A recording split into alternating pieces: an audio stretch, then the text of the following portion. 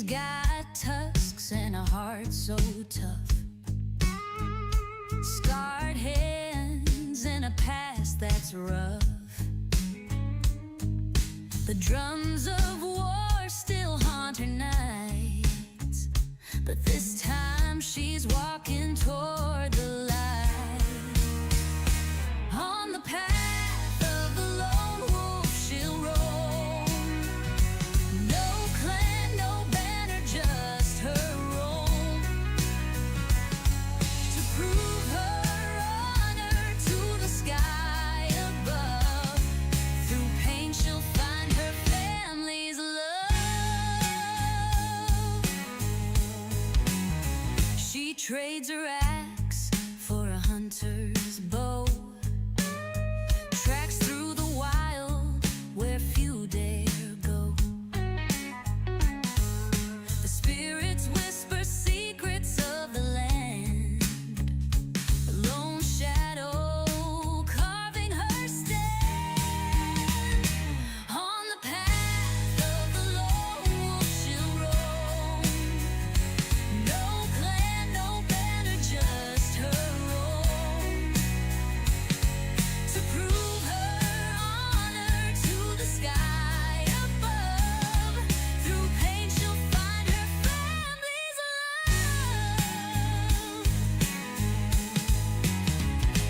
Every beast she tamed knows her scar. Every mile she walks feels so far.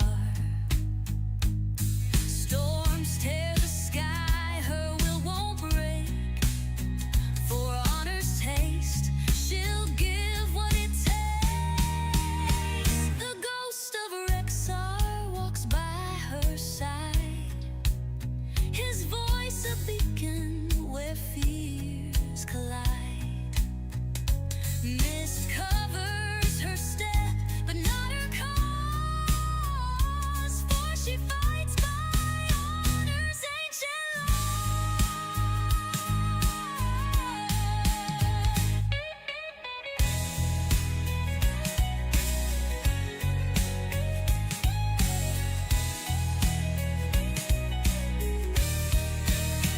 The ghost of Rexxar walks by her side, his voice a beacon where fears collide.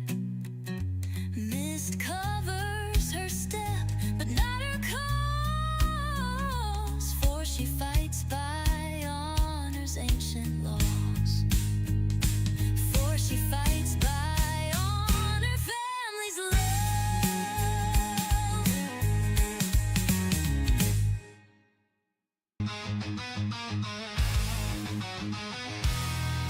Ooh.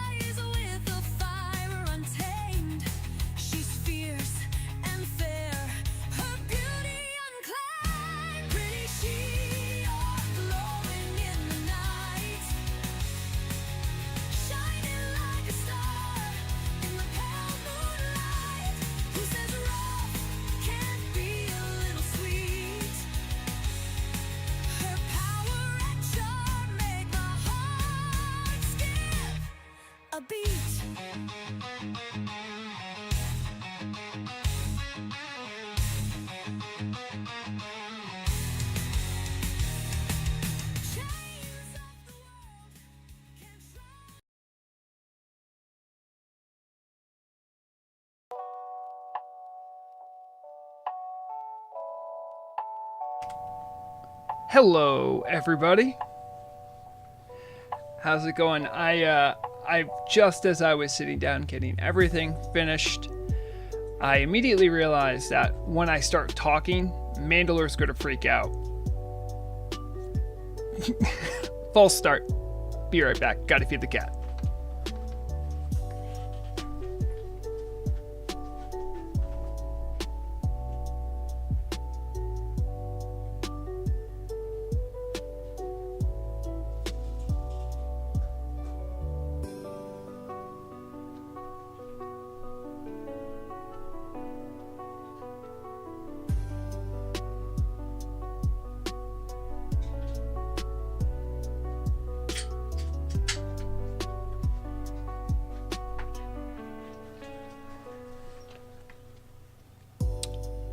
Boy,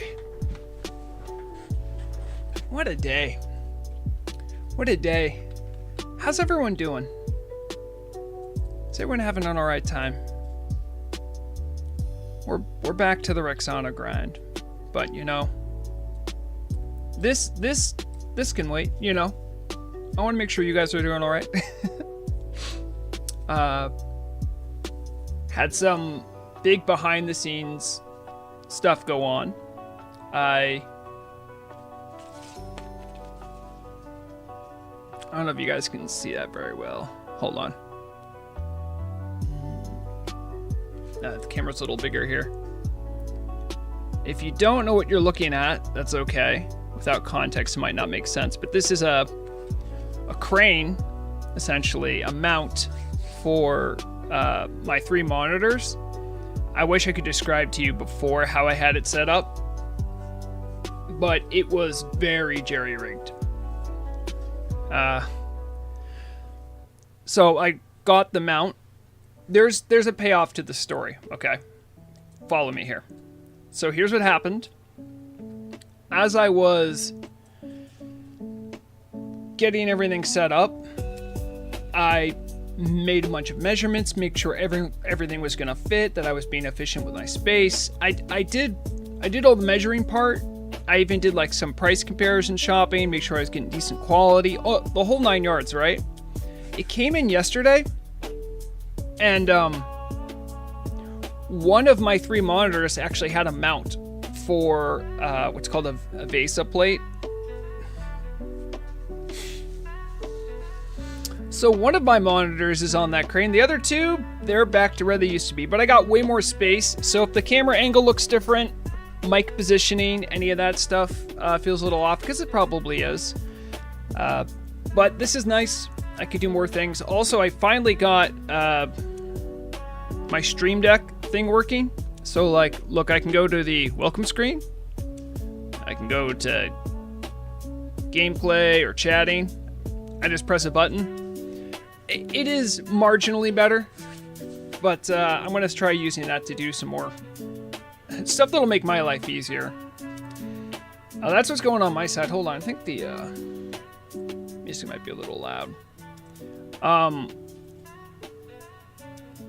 Usually when I make new music, I don't make anything.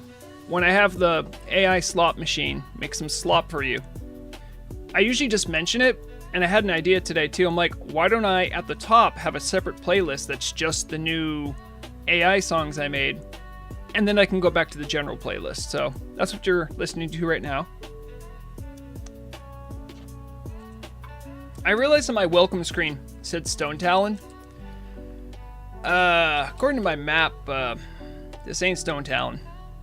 I remember I wanted to go here because I'm like, oh, I could do some of the stuff here, which, I mean, I might as well because I'm all the way over here, you know? Oh, but yep. I think we're good. I think we're good to get back to it. I know I want to go back to Stone Talon, but, you know, I'm already here, so Let's see about doing a couple of these. I think some of them are lead-ups to Black Fathom Deeps. Okay, what else you got? That's another Black Fathom Deeps quest.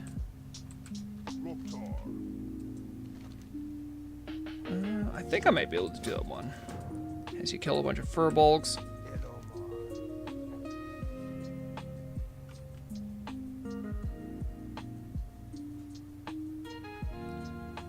My kinsfolk. Okay, can I just say, this is both Blizzard and the Turtle team. There's many trolls that don't have the Creole Jamaican patois in their writing, and then there's some that do. So I always feel like if I try to, like, when I read a quest, in my head I'm reading it like a Jamaican person might, right, with that accent. But then when you read it, sometimes it's just like proper straight English. It's always whiplash. My kingfolk were traveling here with many scarred troll charms, but the Thistlefur and Furbolgs attacked and killed them before they reached Zorumgar. Those vile Furbolgs. I miss my brothers and sisters who were killed, but we will meet again in the afterlife. However, their troll charms hold great value in this world. It is an outrage that the Furbolgs have them. Rexxanna, you must retrieve the charms. They are in the chest in Thistlefur Hold, a cave at the end of the Thistlefur Valley, north of Astronar. These quests might be a little bit out of my range. I don't know. We're going to see. I'm really hoping that's not the case. Oh, this one killed a Nagas. Naturally. I think there was another quest giver here. There is. Here. I don't see the quest giver. I don't see a quest giver. Maybe it's this guy? No. Maybe it's a seasonal one? Muglash.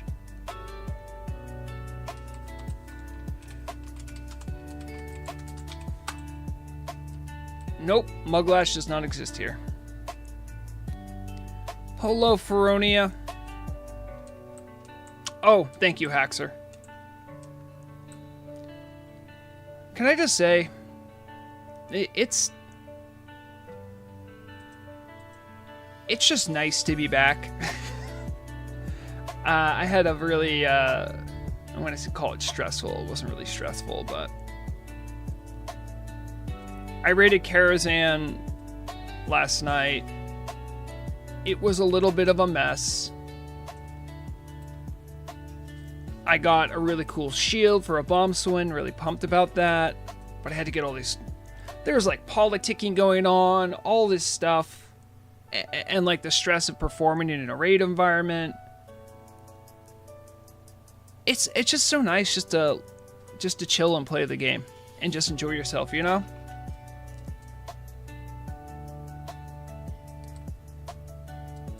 Oh, thank you, Rakangren. Alright, let's see if I remember how to play this character.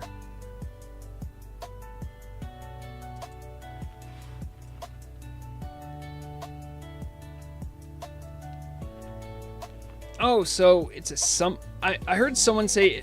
Haxer said it's an escort, and then Rakangren says Muglash is a summonable enemy. Those lyrics actually got in? Oh my god.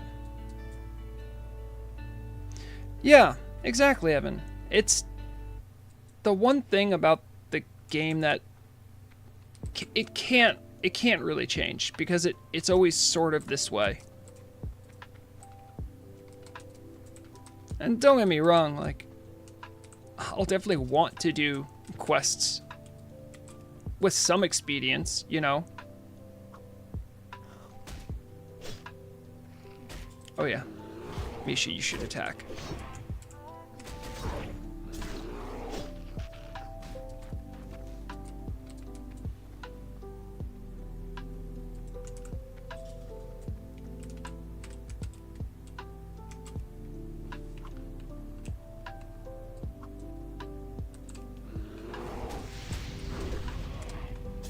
So I'm looking forward to,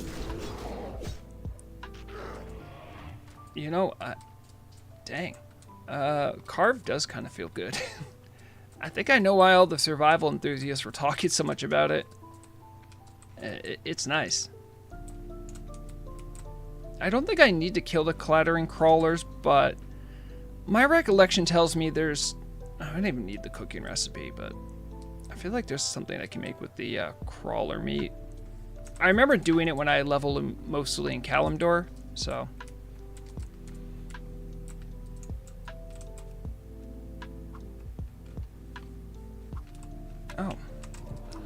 Oh, she's gonna do that, huh? I'll sick my bear on you.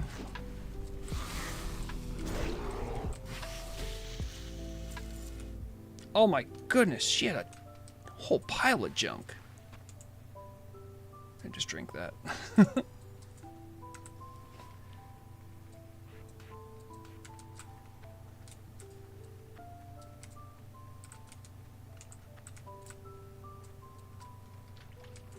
Yeah, these guys, oh, they're green.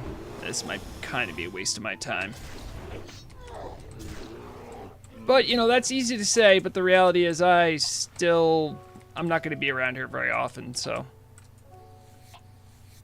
I might also set myself up to do a Black Fathom Deeps, but. Oh, that's great, Evan. I'm glad people can still enjoy enchanting. I feel like even within a vanilla context, there is so much wasted potential with enchanting. It's probably the most annoying to level. And I feel like the rewards are, it's not that a profession needs like a certain reward. I just feel like what it offers you is, I guess, a little underwhelming. Again, not in the context of like, oh, this isn't like endgame meta bis, all that stuff. That's not really my point. My point is that like it remains with a lot of untapped potential. And I feel that every time I see that. Considering how much people like stuff like transmog, the fact that there isn't a more reliable and ready way to have enchanting, just put visual effects on stuff. I mean, tailors can make tuxedos, right? They can make evening gowns. Enchanters are barely in control of what particle effects go on stuff. It would be great, though. A nice little nod.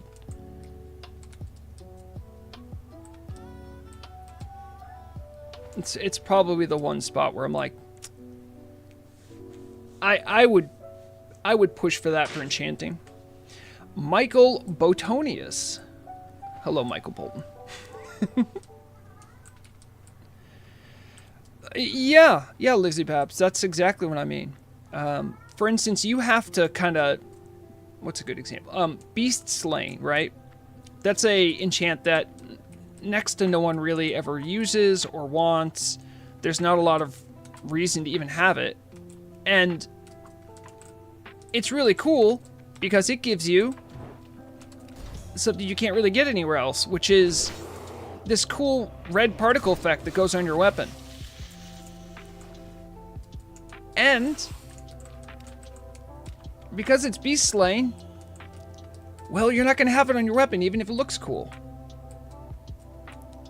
I mean, yada yada, you know, client can't handle it. I know, I've heard it before. But I've also seen the things that the team's been able to do, so you know what? We gotta stop letting the team get off the hook. Considering what they have done with the client, I mean, they have transmog. Y'all could do an enchant transmog. Even if it wasn't enchant transmog, by the way. Even if it wasn't a, kind of like what I was insinuating before with, oh my goodness, Michael Boltonius. Thank you. Just gifted 5 subs. If you received any of those subs, make sure to thank them. That's very nice, Michael. You know what? Just for that, I'm going to turn on the Bulbasaur light.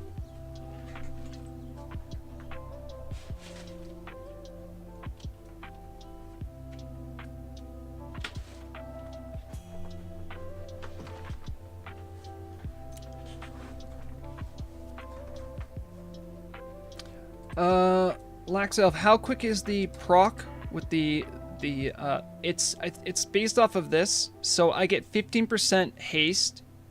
With 2 weapons, I get it up pretty often because it can proc off offhand weapons. Oh, yeah, I'll show you here. I'm not like...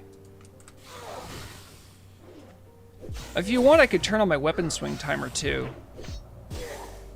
I think I have one. Give me a second. I have a lot of stuff turned off.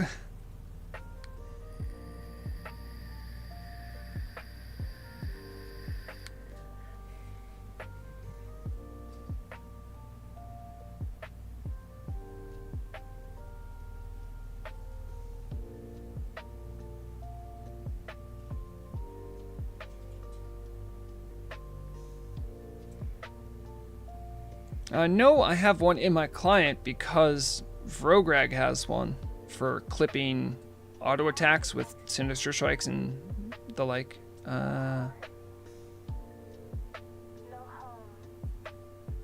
Maybe I already have it enabled? I think it's just called Swing Timer.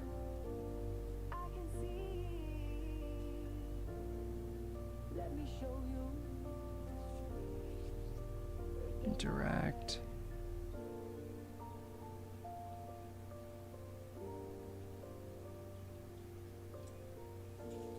Oh, it's right there. There it is.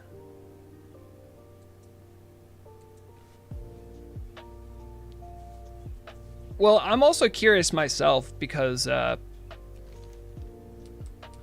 there's a... It's ST. Okay. There's a... It's not like... Calling it learning curve is a little strict, but... Option...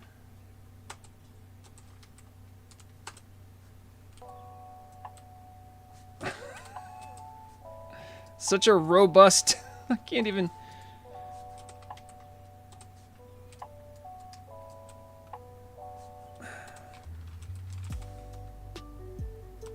Config? All I can do is make it show up for a second.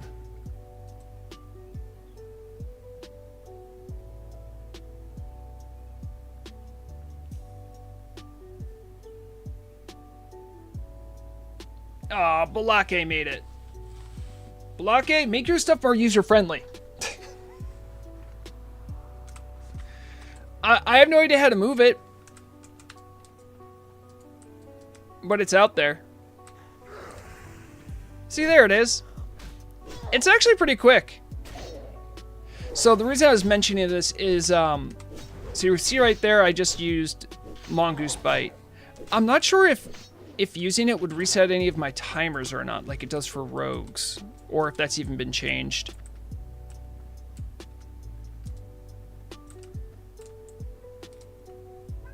Right. So I'm literally typing /st, and all it does is pop it up for a second, and then it goes away again. Unlock. Oh, if I spelled unlock right. I can't drag it or move it. So it'll stay there until we get bored. What am I even doing over here? I'm trying to get... You know what? I'm trying to get heads. Heads.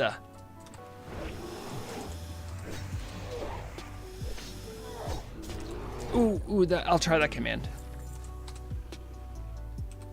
ST move. Well, anything I type before ST will make it pop up for a second.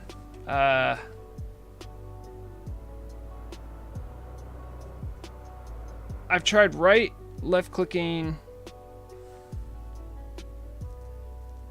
Oh, no way, really?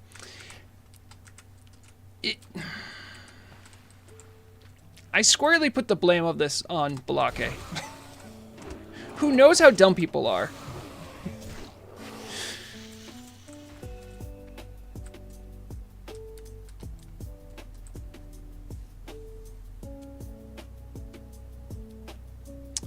Evan, I once upon a time did also have a guild enchanter. And I did all the stuff. And yes, it is indeed the one in Oldemon. And yes, it is kind of wild you have to do that. No other profession has to go through that. only enchanting.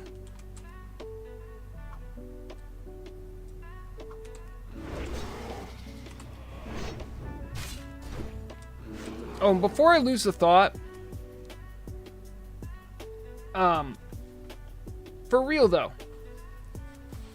completely cosmetic enchants. That's all they do. There's tons of tailoring recipes that are just cosmetic. Role players would lose their mind if you could give them a sword that had skulls flying around it.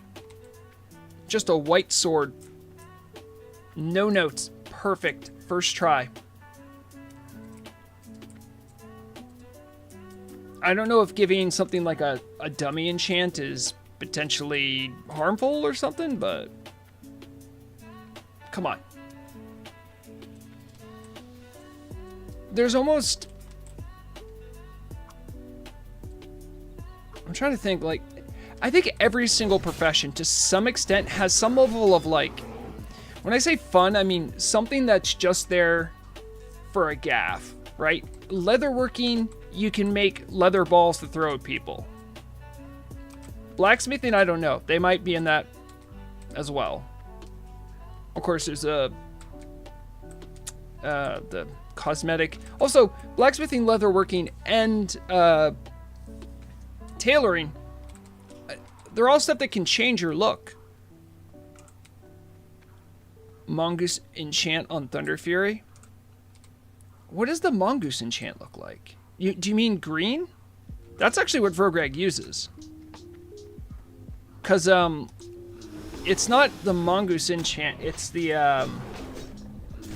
agility.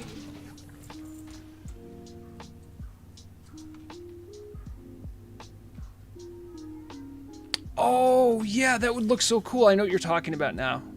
I forgot that one even existed, but yes.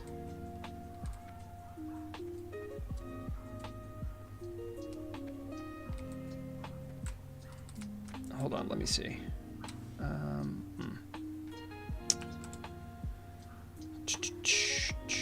Should probably check this out, because I usually like having a browser up in case we want to take a peek at something. What was I using for this? Hello, Mandalore. Oh, you sound so sad. It must be so hard living as a fat, lazy eunuch. Just wandering around. So, Mongoose Enchant TBC visual.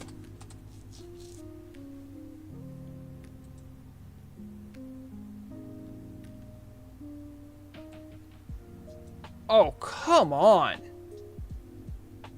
Oh, come on. Listen, if the team's going to put out something like that Gnarlmoon fight that makes some PCs just so, well, I guess I'm done. I'm done being a PC now. You can mess around with that.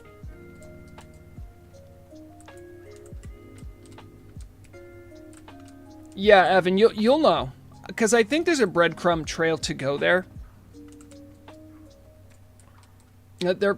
Yeah, I'm pretty sure there is.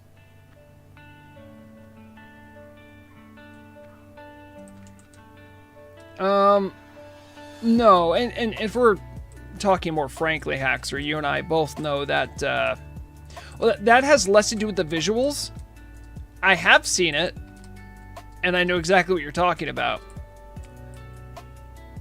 That was what I will, oh, okay, how many of these are actually in Black Fathom Deeps?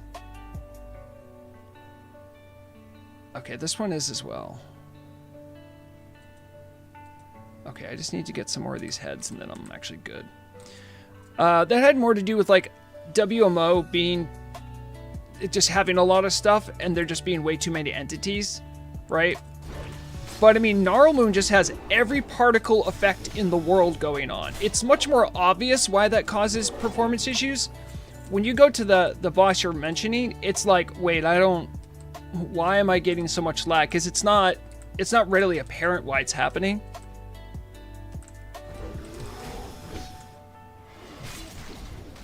Hey Evan, if any one of my tunes are on when you're going to do that, just shoot me a whisper. I solemnly stand with the enchanters who do such an annoying thing for the love of the game. Just for the love of the game. And pretty much any 60 can run you there. Unless you want to do it yourself. I respect that. But it still stinks. The Path of Rexxar. Yes, I am speaking dev in I am speaking dev, Haxer. I'm speaking dev in that I can kind of parrot some of the stuff I've heard Jamie say. Man, this last week too has been stressful in a different way, a uniquely Vrograg way. I'm trying to avoid talking in third person. So, first off, I want to say, our chat's here. It's a safe space, okay? I'm not, you know, as long as you're not trauma dumping, it's fine to talk about whatever's on your mind. I do the same. I wear my heart on my sleeve, and you know, sometimes I do vent to you guys. It's great. Also, a lot of times, you can give me some good perspective on things I hadn't even looked at or thought about. Without picking out a scab or completely rehashing drama, because you guys know in general, I'm pretty adverse to drama. I feel like you can never really get to the bottom of a story. You never really get the full picture. But there was some drama between having to do with Hard Knocks and them knowing about a bug that was reported, but they still took advantage of it. I don't really want to rehash all that stuff, but ethically, it was actually quite confusing. If you have a team that has people, if you have a raid team with developers on it. Now, by the way, their world's first clear. I think I clocked in about 6 to 7 hours of work on just checking VODs. You know, after I streamed a thing, I then went back. I could not find any smoking gun with that stuff. And that's good. I didn't really think they would, but I did want to check. This particular thing I'm mentioning kind of falls in this weird gray area. And it gets back to one of my main theses about how no matter how good all the actors are, you can't ever fully remove suspicion in those situations. And it sucks if you are a team member in Hard Knocks because you like playing the game, right? If what exactly went down happened to any other raid team that had no team members, it would just be a shrug. And I think that's something that I try to weigh when I think about it. Because there was actually a time I was thinking about reporting on this or doing a story. It's just it's a bad situation. So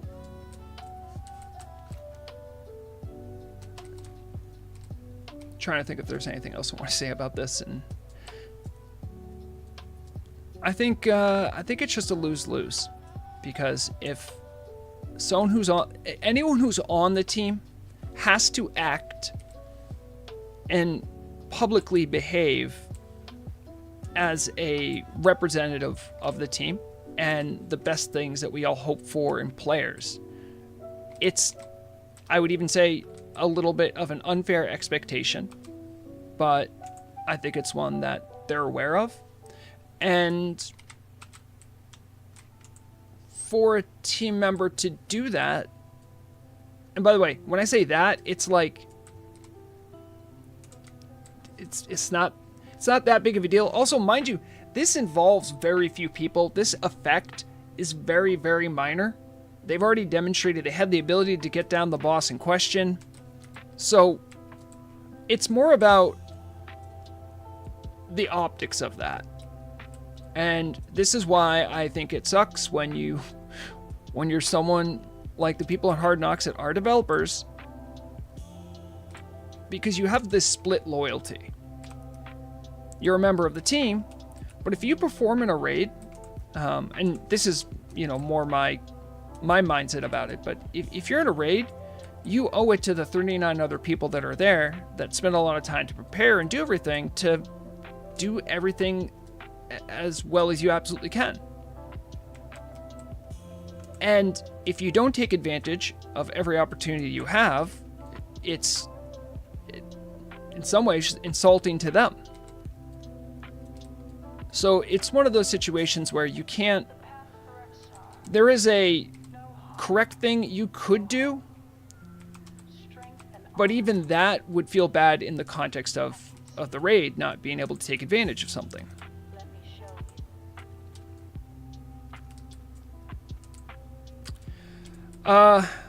Sorry, I did talk rather obtusely about it. Here is the TLDR. On the second week, or like the week after they got their first meth kill, I think during their first attempt, one of the paladins discovered that repentance can interrupt meth when he was casting a spell in one of his later phases. This was an oversight. This was reported to the team. Then the next week, I think it's not too big of a stretch to say that was not an intended design to have a mechanic skippable by paladin interrupt. That happened, right? And came to the next week, even heard the comms, the call out to go ahead and do it.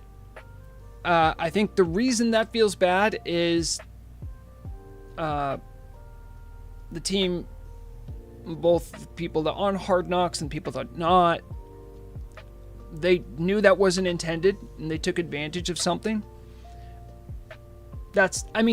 Also, if I do the full history, there was so much stuff that Hard Knocks and the early prog teams had to take care of or like deal with that nobody else did. So they also got the worst of it. So I do want to also throw that into the pot too. And this is one of the reasons why I'm like, this is more of an interpersonal drama story. I do think it's a bad look for the team to have this, but as far as things that I can go like, oh, look, dev team bad. It's bad behavior, and I think they could have done better. And this is why it's just a bad idea.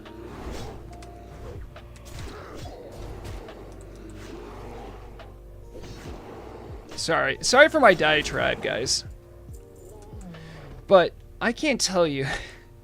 This is just me. I can't tell you the amount of stress that put on me. And I know it sounds dumb, because I put all that stress on myself. But the entire time I'm thinking, well, like, if this is bad, maybe the community deserves to know about it. And then I'm thinking about it, I'm like, is this worth burning bridges over? That kind of stuff is surprisingly stressful. And anyway, Hacks, are getting back to what you mentioned. You're like, I have no idea what happened. It was more so not the actual thing that happened. And it's still up there. But in the theory crafting, you can see where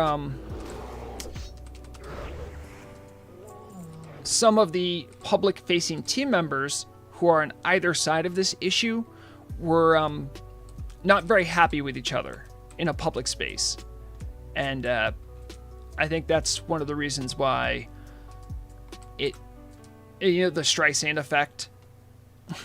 When someone has to tell you to stop doing something, everyone pays more attention to it.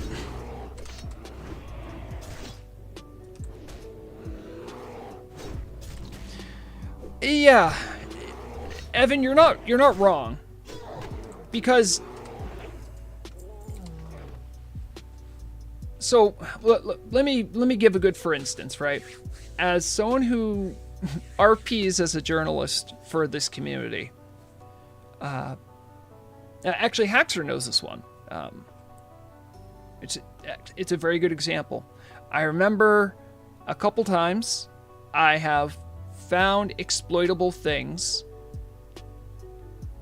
and I have reported them.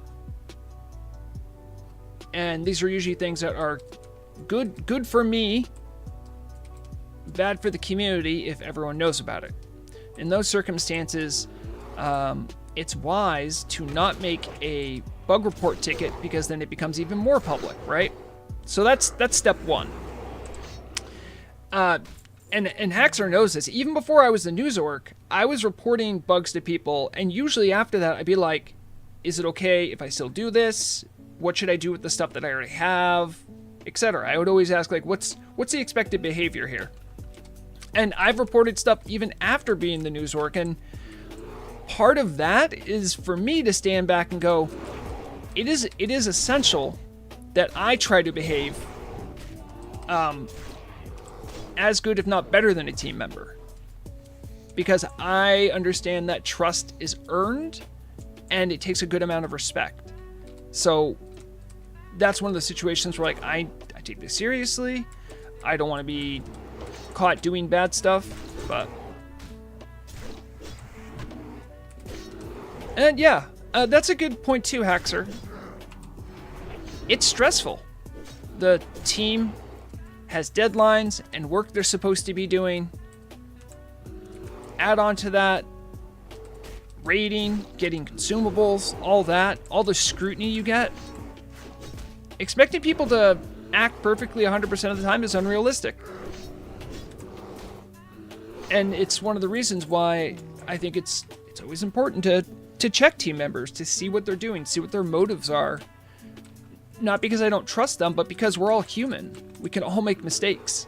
We can have lapses in judgment.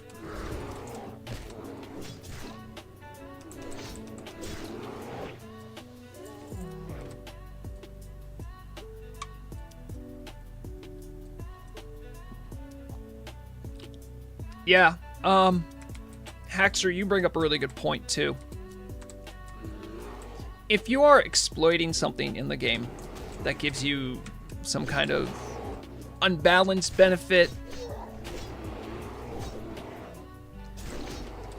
even if you take advantage of it for some time, it is so much better to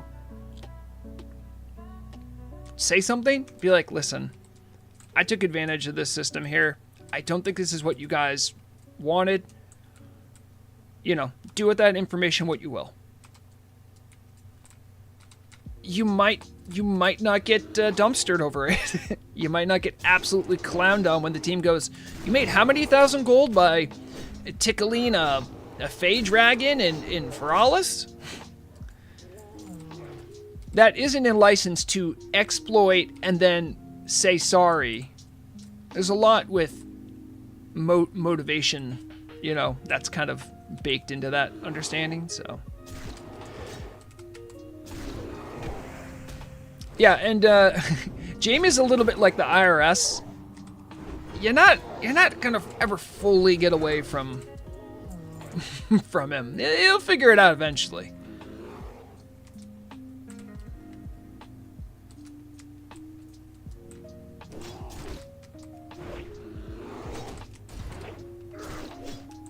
Haxer, remind me of this, because I'm not positive about it. I'm not going to say what it is, because think it's still a live exploit.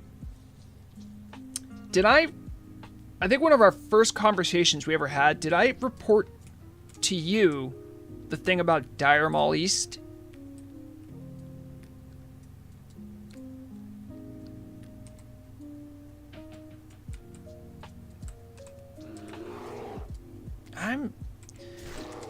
That one's still up there.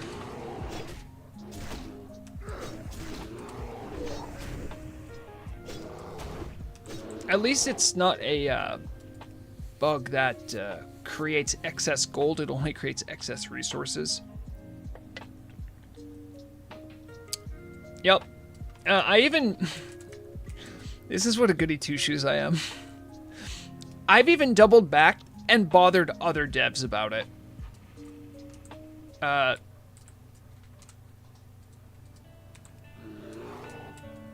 And sometimes bugs and exploits are pretty minor, but they are technically exploitable and not that big of a deal. And I like to point them out because I can't help myself. My favorite one recently, guys, hang on to your hats. This is big time. World's first hearing about this huge exploit that's gonna blow your mind. This is why I can't do that kind of YouTube content. Put a 1 in chat if you know about the crates in Stratholme. Like you understand that those crates are how you get holy water. Put a 1 in chat if you know about those crates. Also, this is a good way for me to test, see who just puts me on another monitor. Now I'm checking you guys. Okay, I got a couple. Okay. To those people, let me remind you that everyone knows with those crates, you have a chance of getting some loot that has holy water, but you also have a chance of it busting open and then a bunch of little critters come out and they give you some kind of a poison or disease. That's the vanilla behavior. I think firm handshakes, we're all agreed about that. Here's the big exploit. Right now in Stratholme, when you go to do that, the little critters won't aggro on you. They'll just pat around and ignore everything. True story. I discovered this bug. And oh wait, that's right, I have this looping. I forgot to put the other playlist on. I remember that was when I actually reported to Turd Reynolds. And I showed him a video.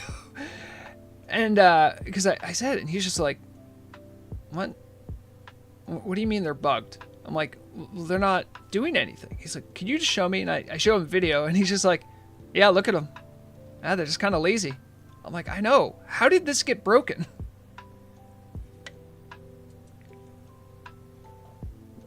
Oh, there it is.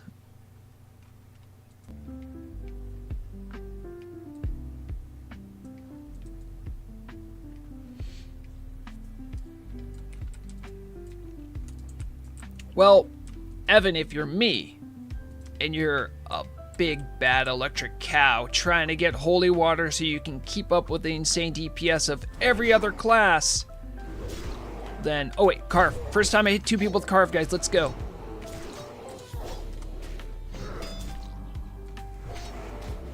Oh, we're gonna do it. We're gonna hit it again. We're gonna hit it again. Bam! Oh, so much damage! You know what? That does actually feel really good. Despite myself, I kind of like it.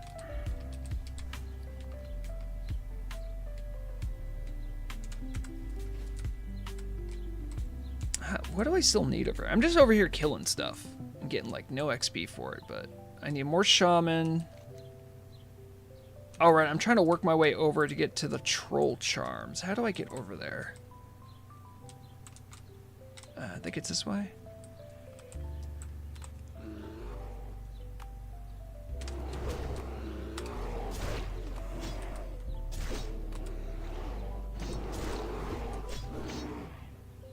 I'm surprised that, you know what, I'm worried I haven't had to feed Misha.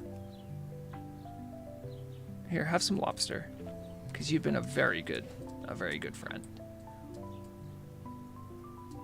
I think it's this way. Yeah. Did I convince myself this is the right way, or is it the right way?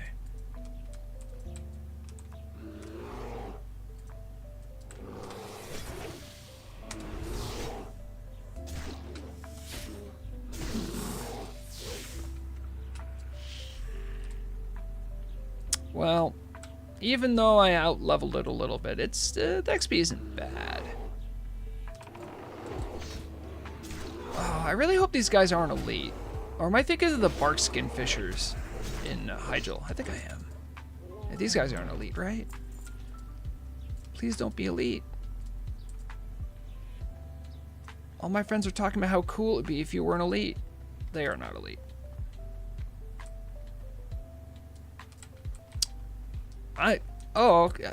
Evan, I guess the reason I want Misha to get hungry is so I can feed her and make her happy. If she's always happy, then I can't make her happy. All right, he's gonna walk right in the trap. Watch this. Look at this absolute bozo. Oh no, we got the wrong guy. How did that? How? The guy spawned onto my trap.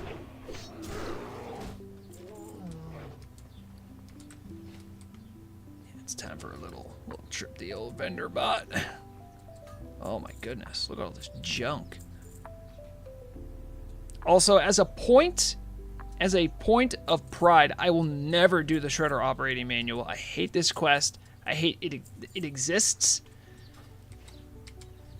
It's like a Blizzard dev way back in the day is like, hey, you want to piss off a bunch of people? Well, job well done, Blizzard. Job well done.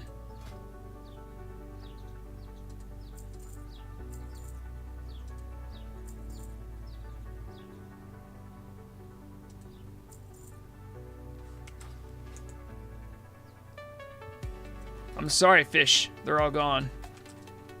They're all gone now. Okay, take two. Take two. This time for sure. This time for sure. Come on, come on, come on. Oh, you absolute idiot. Get trapped on.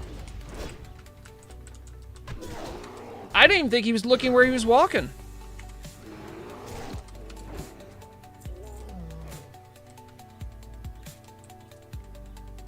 Yeah, that one's not much better either.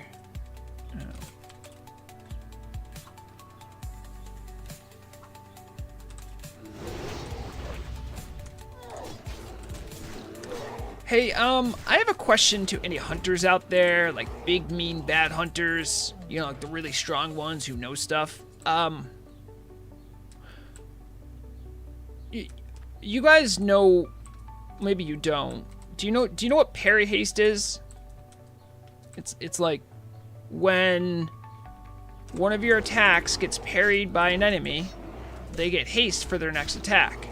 So the reason I'm asking is, I'm assuming most enemies could parry Misha, but my follow-up question is, does that mean I should position myself in such a way to, like, not get parry haste for either one of us? Is that something the game even thinks about? Or does the game, like, barely register the fact that there's a pet?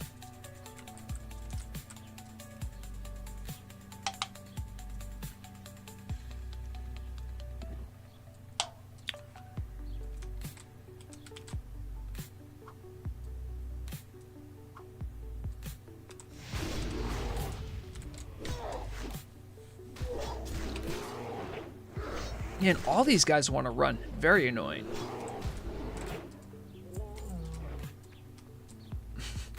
What's also funny to me is that I did this to do stuff in Stoned Helen Mountains. And now I'm like stuck out here.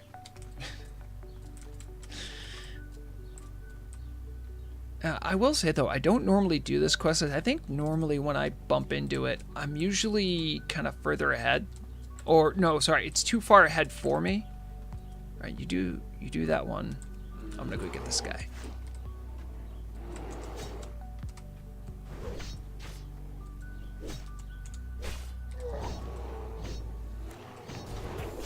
Oh, I should have... it's too late now.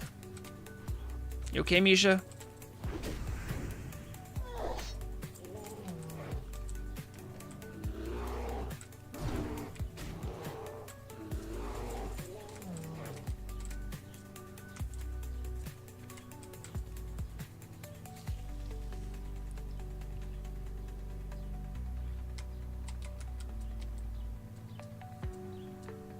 I feel like this exact same quest happens in the Barkskin area, but I can't remember now. I think the Barkskin cave in Hyjal, like, is this cave? Like, strikingly so. They must have like, used like a different color filter. I spent a lot of time in that Barkskin cave, I'll have you know. But it was because I could get the Barkskin fishing rod. There's also a glorious amount of time, speaking of exploits, where when I was looking for it, there was like, I think a full 24-hour period where I finally thought to get to the guy. And then I was like surprised no one else, because he's supposed to be like a rare spawn. So I was like, oh my god, just my luck, I finally found him. This is awesome. I'm gonna get that sweet rod. I'm gonna be like the best fisher ever. Everything's going up, and then I kill him. I put on the rod, and then I'm trying to see like how much, you know, fishing skill that's gonna get me. And as I'm checking it out, he spawns again. And I'm like, oh. Okay, well, I'll kill him again. And then he dropped another Barkskin fisher. And then like another 2 minutes later, he spawned again. I'm like, oh, you're broken. And I remember I went to go say, hey team, you might want to know that this is happening. And they're like, yep, we already know, it's getting fixed. Now, see, here's where the moral dilemma comes in. At no point did the team say stop doing it. At no point did I break any rules. In fact, I did the right thing and I reported it. How would it look if I then went and spent 2 hours making, you know, hundreds of gold, because on a 2-minute respawn, you can just get a guy that drops, you know, a 6 gold fishing rod.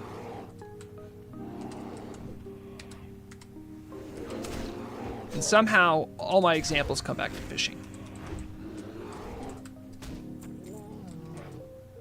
Oh, and speaking of fishing, I actually went on a website. So a lot of times when I, like, do something, like, I have to, like, think about it. I have to, like, ruminate and plan. You remember when I put on the green makeup, like, a couple weeks ago? I bought the makeup for that stuff a year before I actually used it, because I usually get in my head, I think about like, okay, do I really want to do this? And then I try to do everything perfect, and I realize I can't, and then I have trouble. Anyway, this isn't about my cycle analysis. What this is about is I'm letting you guys know I actually went onto the website to look at getting a fishing license, like IRL fishing license. Now here's in my mind what I'm not sure of. Doing a fishing chat, right? A live fishing chat. Is it a bad idea? Oh yes, there are so many things that can go wrong. And like, it could just be like a terrible experience. However, it could also be a great experience. Part of me wants to record it and then make a video out of it, but then it loses the vibe of chilling out with your friends and just chatting while you're fishing, right? Like that's the conceit. That's what I would like it to be. And I did watch some people do fishing. I don't think I would get in trouble, quote unquote, for like showing a fish getting harmed, right? But I also know that stuff can be taken out of context, and I don't want people getting mad at me for fishing. Or for YouTube to be like, we saw you brutalize a fish, you're banned. And then I could show them a video of someone else doing the same thing. They're like, we don't care. This actually happens more than you think.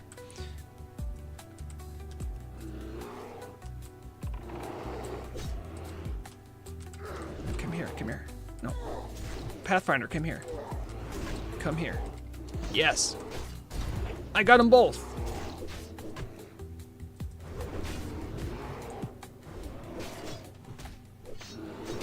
Oh, that's no fair. Misha, yours healed.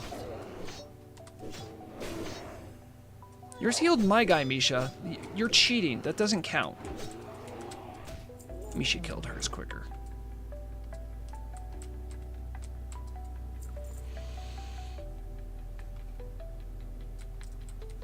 Is a game really an MMO if there's no fishing? I don't think it qualifies. I think it's mandatory, and if you're in a universe where fishing can't happen, you have to have some sort of fishing analog.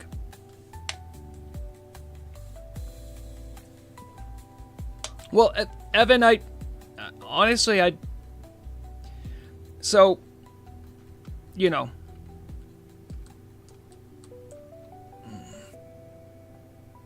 I could kill them. I didn't. I could, but I didn't. No, not today. I wasn't ready for PvP. I have to be emotionally ready. So, as far as my actual IRL fishing skills,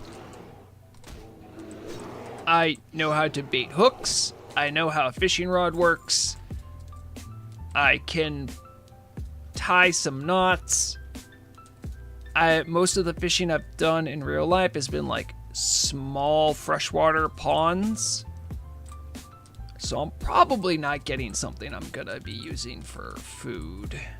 I could, but it's a long walk for a short destination is how I would say that. So most things would be catch and release. There's bass. Bass, I guess, aren't really that good. And the reason people like catching bass is because they give such really good catches. Like, they're hard to keep on your line. They're really tricky. That kind of stuff. Do I just need shaman? I need one shaman. Yep, just one shaman. I actually have done a little bit of deep sea fishing before. It's only been on like trips. I don't have a private boat that I can take into deep water. But I have gone cod fishing, which was a very different feel.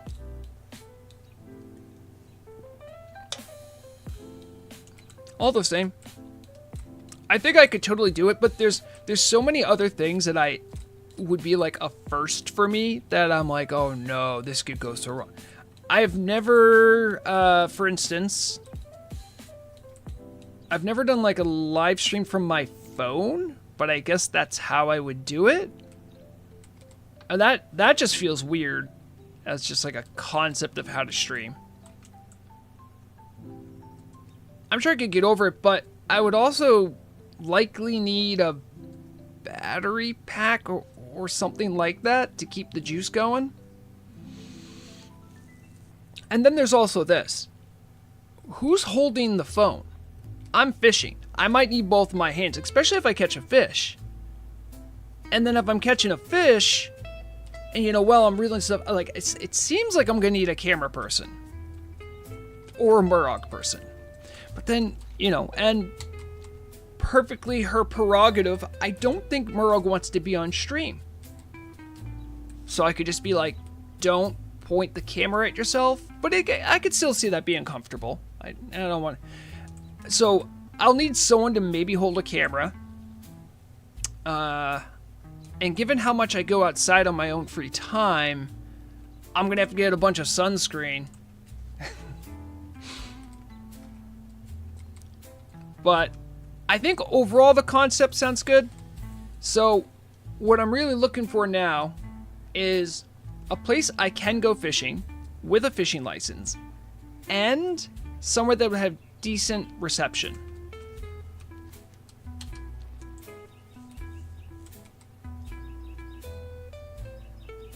Yeah. Look who it is. It's Liraloon. Hello, Liraloon. Hope you're doing well. I was just making sure your grove was protected and no one would attack anything. Liraloon's the person that made those cool dryad animations, which I believe, if you wanna...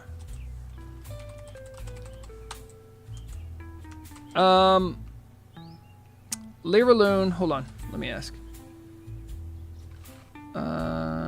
Did you make a new version of the patch? Anyway, if you don't know what I'm talking about, you want to send that to me? We're gonna do a little BRB. I love showing off what Liraloon's doing here.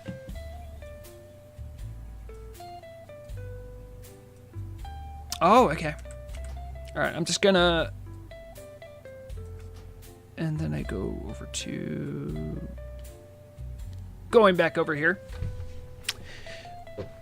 So if you missed it last time, Liraloon, I was someone I've been chatting to before and showed me some amazing things. These are custom animations they did. That, you know, they have to, it's your own custom patch, right? So that's the first step. But the other part is, if you have them in the game, it allows a dryad to do things that no one's ever done before. And this is on Turtle WoW, mind you, with a crappy client. And so they figured out how to do all the stuff in Blender. So bear with me for a second here. I want to get this new patch.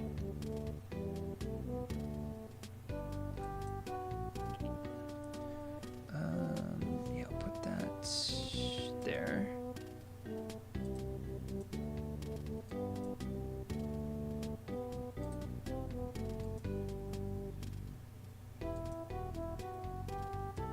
I'm probably making Haxer cringe right now because he knows I'm about to put this in my in my data folder. Hey, Liraloon, thank you. I have it, and I'm putting it into the game right now. By the way, I do not suggest this, or if you do it, have backups like I do of your client. But thanks to the launcher, it's easier than ever.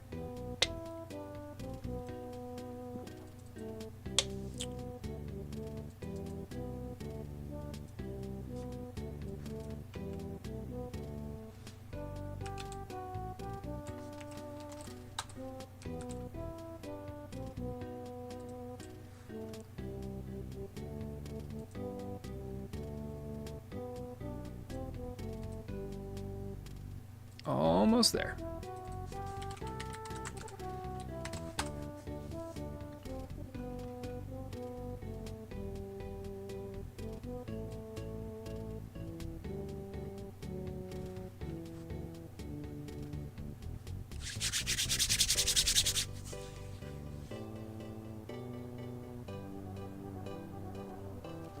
Oh, that's good to hear, Haxer.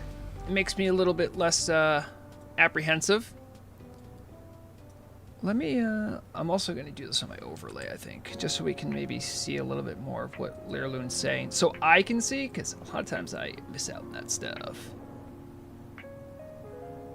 Not that one I need. Yes. Huh?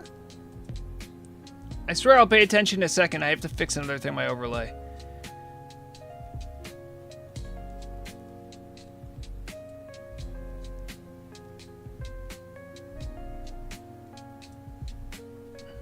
I'll put it back in a second.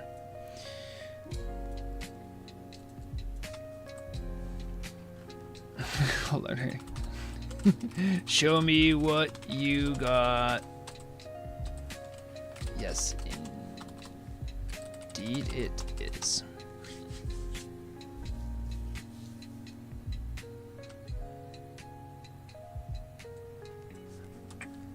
So let me also get a close-up here. So there's the, oh, where?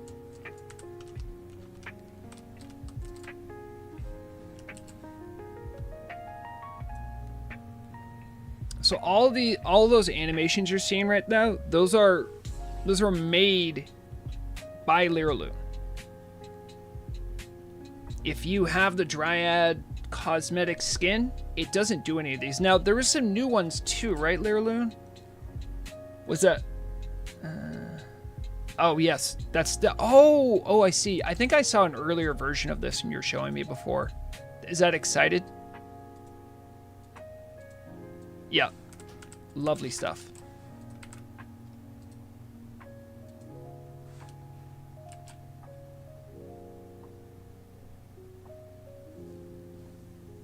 I mean, that... Just to also give you context on some of this, animating for this era of version of the game is very, very difficult. It is a modern marvel that we're seeing. Stop shaking your tail feathers at me. So, Liraloon, just like any other creative human being, is excited to show them off. And I am happy to let her. I'll put my chat back. Nice and slow. Wait, Tony Boy Swag. Which one did you want to see again? Also, if you're on Nordanaar right now, you can just whisper her. Lirilune.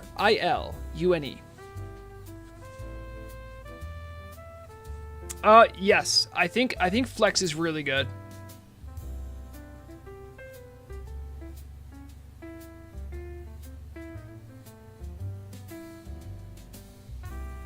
You see what I'm saying, Haxer? You can understand why I'm like, we should... So, is the point of that whole one is you turn around and then pat your butt to make someone mad at you?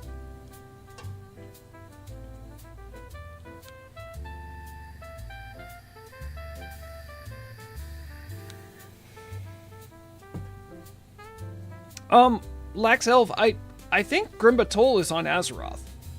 Grim Reaches is on Azeroth. So I don't think they're very far away. And that's a bad joke.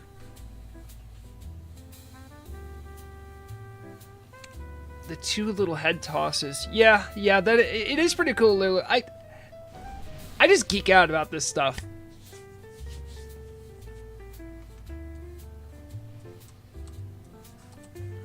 A pleasure as always to see you. I will do my part to guard the land. Smiley face. I must be going.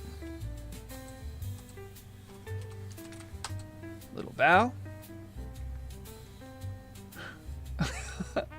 Alex, I am not a developer, as I often have to remind people, and I do not know the answer to everything. But it's definitely going to be this year. I know that much. If I had to ballpark it... By the way, again, I don't know how much work they have left. I don't even know everything they're doing. I don't think all of them know what they're doing either. Oh. But that's more just because at times they can be really disorganized. They try to let you know they're not disorganized, but they're very disorganized at times. It's almost like they're human beings like you and me. Although I'm an orc, so it's different.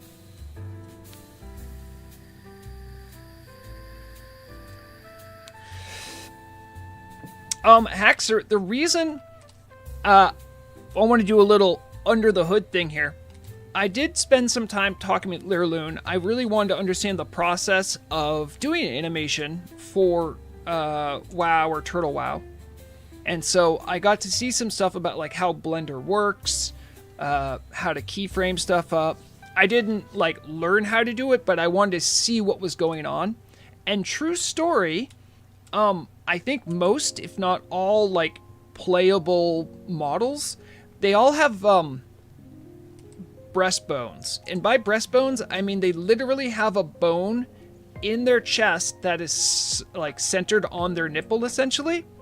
And for the female toons that have, like, larger chests, you can actually make them jiggle a little bit, which Liraloon also made that part of the animations, which is a small touch that shows off her craftsmanship.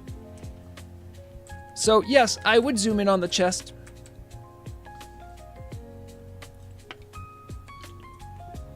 Yes, Ren. Exactly, Ren. That's exactly how it works in real life. Everyone knows this, boobs have bones. I know a lot about anatomy.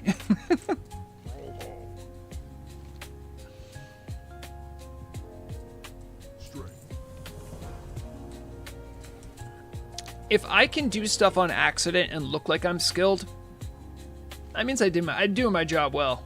I don't have a job. I mean, I got some troll rep out of that. That's not so bad. Oh, I hate that quest. We're not doing it. All right, we came, we saw, we conquered. I really want to get back to what I was doing initially. We want to go back to Powder Town.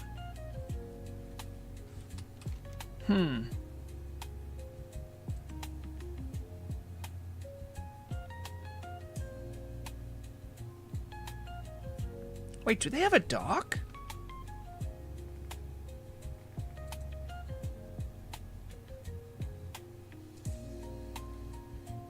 You guys think I should try to swim around, or is it going to be really long?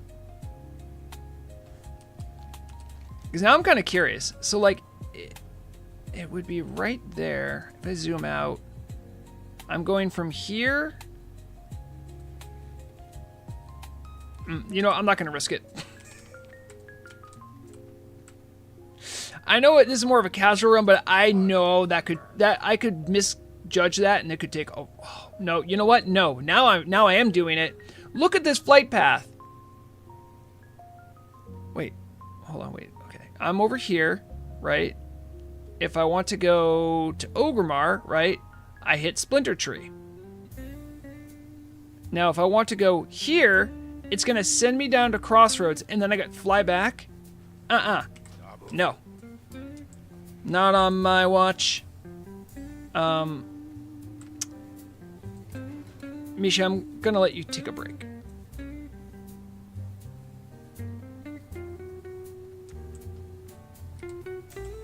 Haxer, I'm sure I can get there, no problem. My concern was that, like, it's like, map-wise, it looks like it's like that big, but then it ends up being like way longer in reality because the maps aren't really to scale.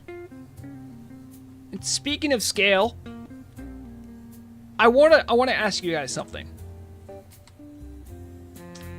This will address anyone who knows about this specifically, but let me know what you think. Most players understand how big the Barrens are. Horde enthusiasts are very aware of how big the Barrens is, right? And let's look at it on the map while we're swimming. All right, this is a big zone. That's a big old chunk. It doesn't look big, right? Because I go to Durotar, you know, it's like, oh, it's a little bigger than Durotar. No, the Barrens is massive. Running from here to here, just like riding an epic mount could take you like 5 minutes, like just beelining it. So here's my question. So, is the Barrens bigger or smaller than Hyjal?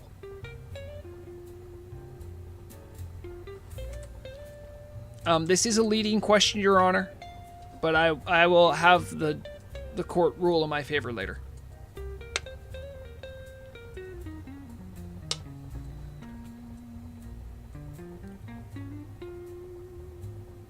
I'm not going to be going in through Amanio lore, Haxer. I'm going to be according to this, you see how there's this little spot right here? There's mobs down there, so there's got to be a way to get from here to there. Okay. Interesting. Interesting. Let's hold that thought. I'm seeing a lot of people say, hey, Hygel's way bigger than the Barons. What are you talking about? Okay. All right. All right. DB. Let's just like look for, what's a good one? No, that one. Let's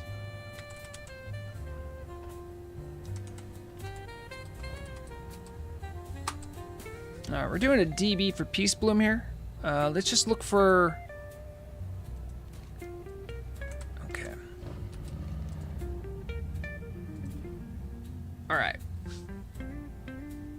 This is all the nodes of Peace Bloom that are in the Barrens.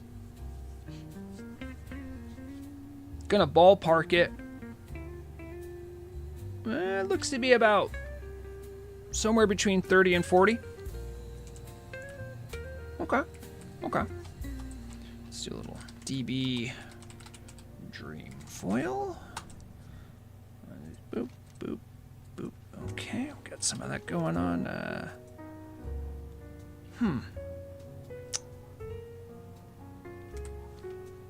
Wait a minute. Here's my point. Hygel is way bigger than the Barons. And if we're doing this as a herbs per square mile, Hygel is a wasteland. This should be fixed. I am not saying make gigantic bushes of dream foil. And I understand the lower level herbs, they seem like, oh, they're everywhere all the time. They just grow more. No, that's not true. People don't pick them. Lurloon, I love your flying animation. Haxer. Oh, does it really? Hold on. DB Dream Foil. If I do...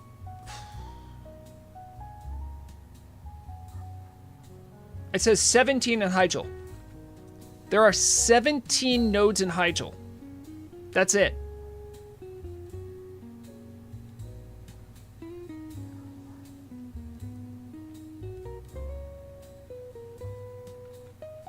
Evan, I'm not sure what that question means. By the way, if anyone knows what I'm talking about when I say, oh, does home bring me in? It does.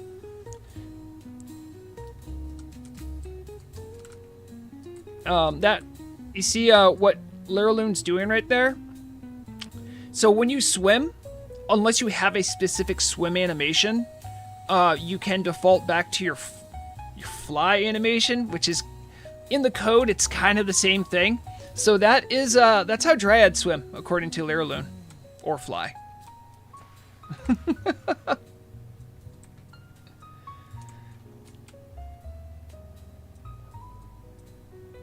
Okay, Haxer. Okay, listen. If you want to take that angle, I disagree with the team's assessment because there's Grom's blood in the craters. So then just make there be more Grom's blood there. Don't make it be a situation of like, well, those spots don't have herbs. Nope, they're full of. They have Grom's blood nodes. How would Dryads swim, like, realistically? They wouldn't. They're not creatures built for flight. Neither are humans. This, to me, looks like someone did a Blender test and was having a good time. Alright, let's see. Where are we?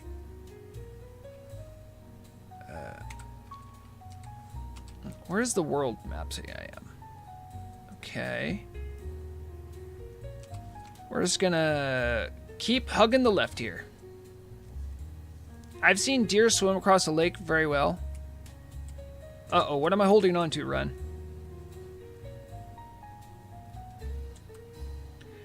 I could say, Raukangren, that this is indeed a Dryad motorboat. Start your engines.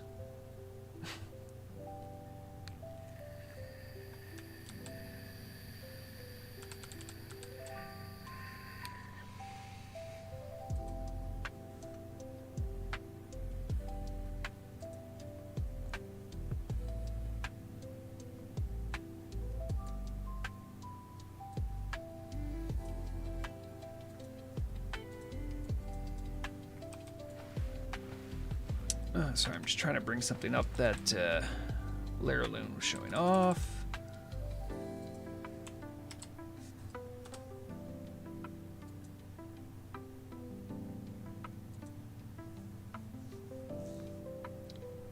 All right, here's your here's your in-flight entertainment, everyone.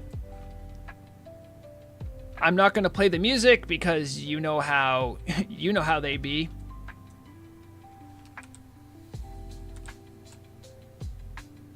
No, we want this.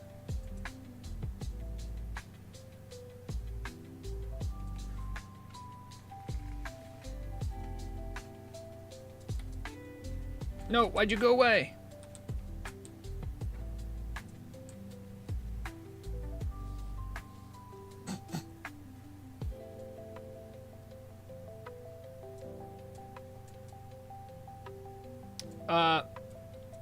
This is what druids get up to. This is why they're a clear and present threat to the safety of the world.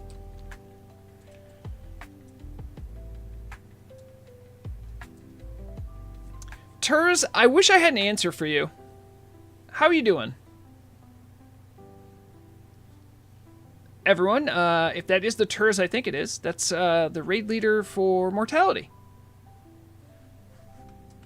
Currently, we are just taking a look at some of the custom animations lovingly crafted by the Dryad that's right near me by the name of Leraloon.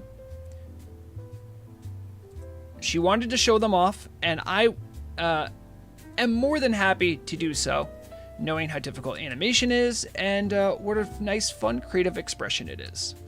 I hope you're doing well.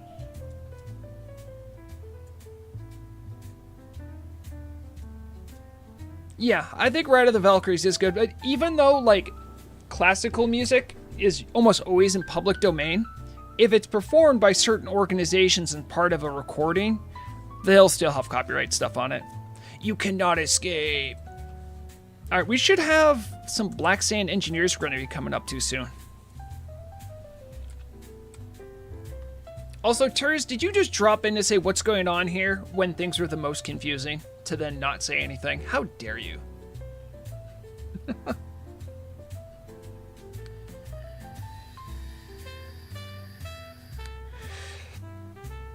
Also, you're late. In that I already said my piece about about drama. You would have loved the drama. That's why you need to have get a biometric chip implanted under your skin that will vibrate when I go live. That's your best way of knowing when I go live. Was this quicker? Probably not, but we got to see a Dryad swim, and I figured out this was something you could do. I did not know that I could actually do this. I've never seen this area. Remember, I have never touched the Powder Town questing zone, so pretty excited. I did start it last session. I do need swimming gear. Vrograg does not. Vrograg has everything except for the captain's vest, which I'm just haven't bothered getting yet. I got the 2 rings, the boots, the both trinkets. I swim quicker than a druid if the druid doesn't have any swim speed items on. In their swim. Oh, there are a lot of different weather patterns there. Okay, Misha. You can come back.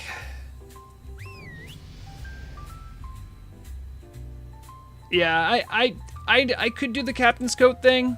There was someone first who was trying to get me to do it. It's like, oh, it's super easy. I'm like, it sounds like a whole thing. All right, Misha, thank you for being patient. Here's some... Oh, we're not going to feed you big bear meat. That feels weird. Here's a mutton chop. How about that? Okay. I have to remember to get my aura on. Otherwise, I keep getting dazed. How am I doing over here? I got plenty of durability. We're good to go.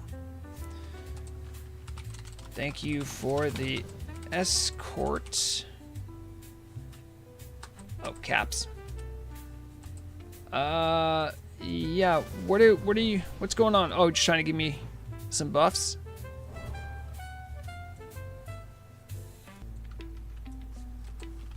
Thank you for bringing me here, but now I must face these Venture Co. fools to regain my honor.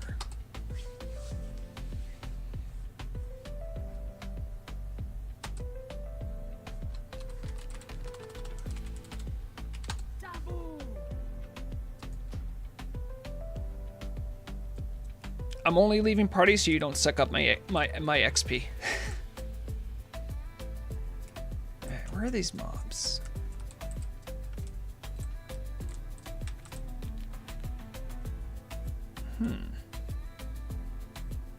You know, there's a 0% chance that guy's gonna have a ranged weapon. I can see him holding it. Well, I appreciate you dropping by, Lerloon. I am so enamored with your creations. I think you got a bright future ahead of you, kid.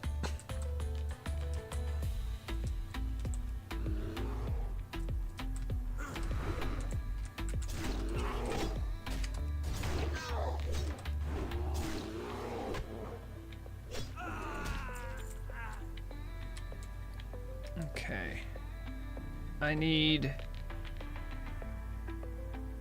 a box of spare parts. That's what I'm looking for here too. Oh dang! I got a bunch of crits there. You know, the attack speed. I'm actually glad I have the swing timer now. It does kind of really hit home how good dual wielding axes is. How good it feels. And speaking of which, yesterday when I was doing Kara 40, someone got the cool new axe. There's a cool axe out there. The blood. Did anyone just see it become instantly night? Where it must be like a boundary. Yep, here it is. Just turtle wow things, right? Just hanging out with my bear, then bam, nighttime.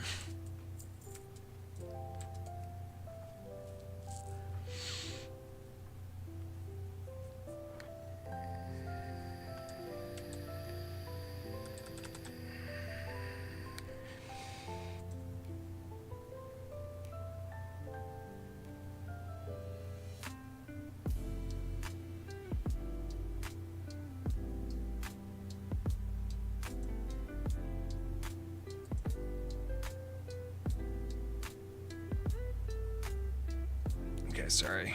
I was making sure I didn't make any fires.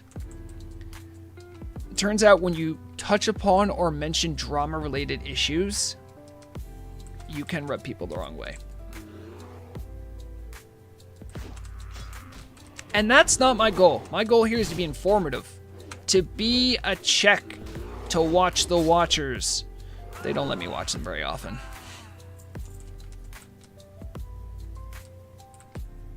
Generally need a good reason to watch them.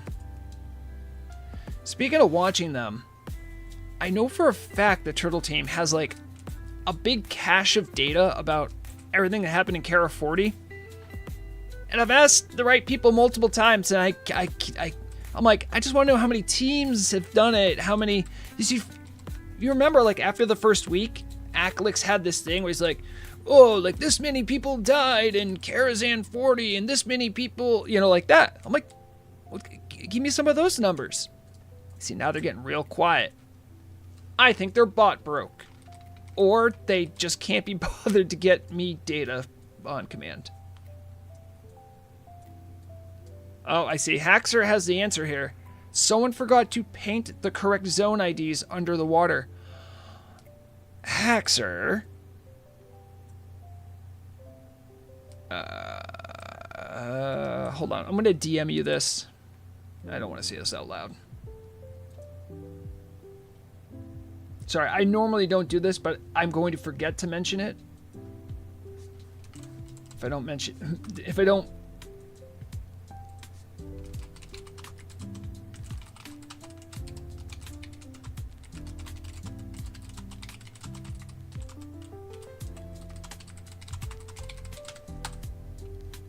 Okay. All right. Remind me of that later, Hexer.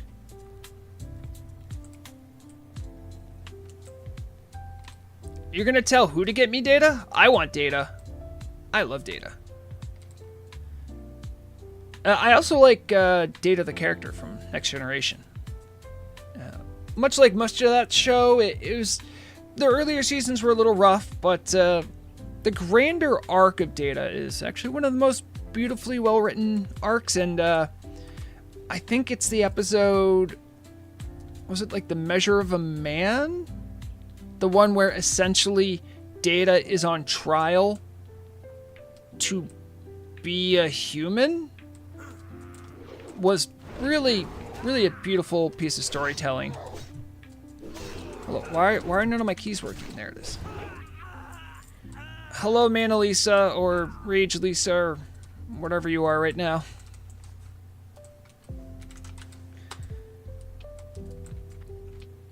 What do you got going on here? Oh, you're doing Vagrant, it looks like? Did Vagrant? Yeah. I think that's the Wanderer title. The Man Who Escaped... Well... I'm so glad you're keeping that alive. I forget about that. The renovations for my downstairs neighbors are done and buried. We won't be hearing from them ever again. Anyone notice that ever since those renovations, Aclics have been acting different?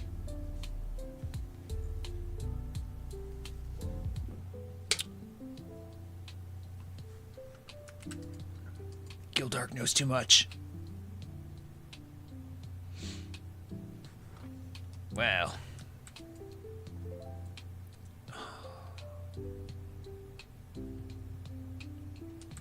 Okay, sometimes the sparklies continue to be sparklies even when they're not. By the way, if you're wondering how I got the sparklies, I don't know. I think it's from Super WoW. No, it would be from vanilla fixes? Maybe? I don't know. I didn't actively do it. It just showed up when I was fixing some of my other add-ons. Okay, so they are from Super WoW. Does anyone know how to turn them off? Probably like 90% of the time, big fan of them. But there's this one table in Orgrimmar that has the model of an herb that otherwise makes it sparkle, and there's nothing there to click. And it was weird that, like, I mean, I'm not going to sit here and be like, oh, why didn't they say anything? Like I'd read the manual, come on. But it's a weird thing to, like, have that. My understanding, definitely could be wrong, that Super WoW is meant to be an accessory API that can allow other add-ons to do things that it cannot currently do with the current client. That is my rough understanding of Super WoW. I don't understand how making clickable sparkly falls within that purview. It'd be fine if, hey, here's Super WoW, here's a free add-on that comes with it, feel free to install that as like a proof of concept. And I am literally looking a gift horse in the mouth because this has actually been helpful to me. But at the same time, I'm like, I didn't get to choose. What is this?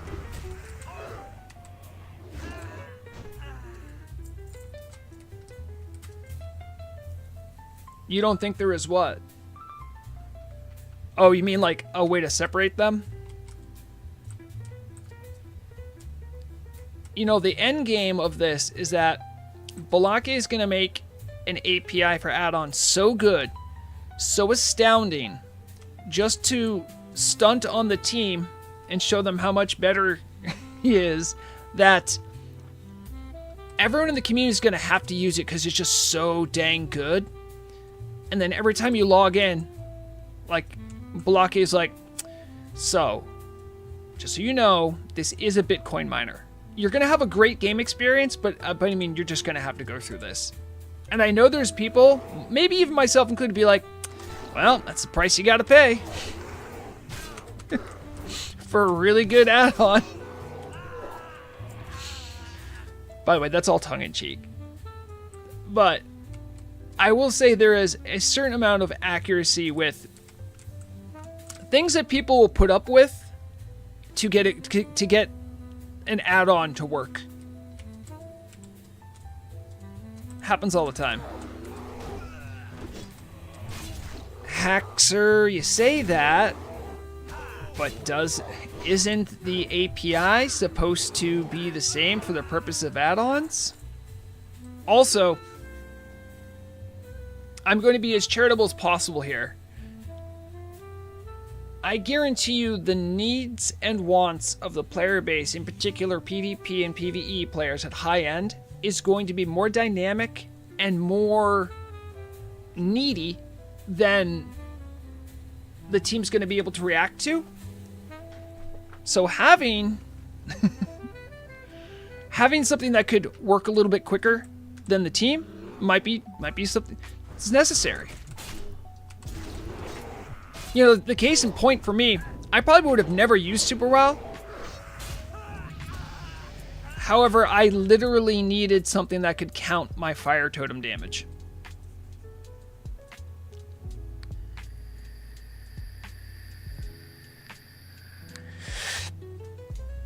Yep, and I did actually bring up my concerns about that, because there's something actually that I think a lot of the community has not thought about as a consequence of mods not being able to work. First off, we wouldn't be able to see something like Liralune's lovely animations, so that's going to be a big fail. However, one thing that's also contentious is that NAM power, which is not essential, but it does help a lot.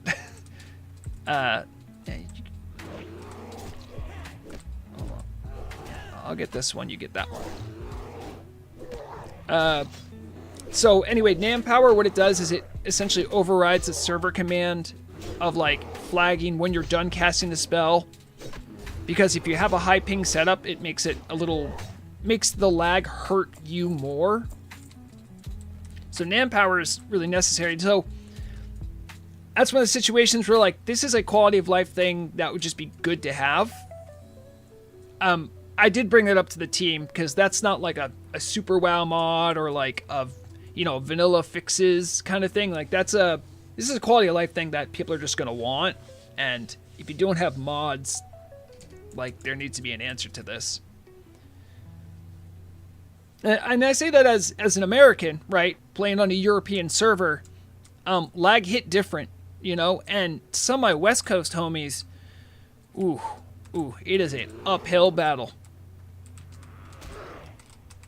I don't doubt that kind of stuff will get looked at and rectified. What I'm concerned about is the time when people will realize they need to start working on it is after 2.0's out. So by raising the alarm now, I can both be annoying while also being helpful, which is my favorite thing to do. Yeah, what is my current... I'm looking beautiful. I'm at 79 right now.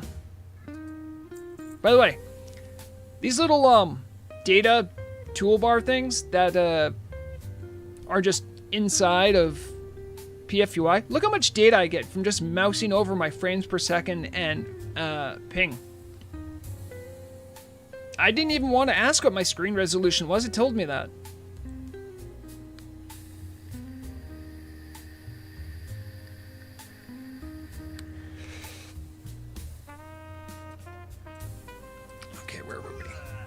What? Oh, this is I don't even know how to report this bug because it happens irregularly. But I've been noticing it that when I kill a guy, right? If I stand still for a while and then turn my camera, I'll hear another death sound out of them. But I can't replicate it enough. Do I need that guy for anything? No.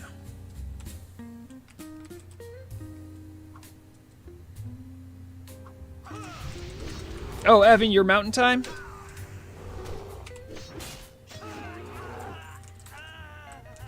I don't even know which states are in the mountain time. I only know Colorado, so there by extension I'm assuming Montana? I don't know. From the US, I feel like I should know the states better. Utah? Wait, what? Which state's south of Colorado? Is Colorado... Is it New Mexico? And then Nevada's to the west?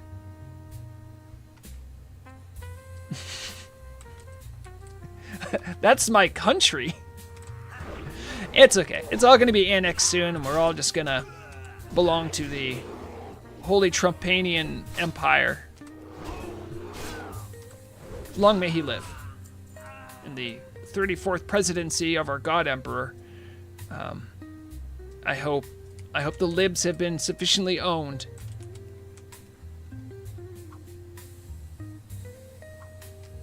Oh, you're in Alberta.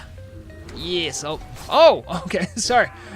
So should I say my soon-to-be citizen neighbor? After God Emperor has his way.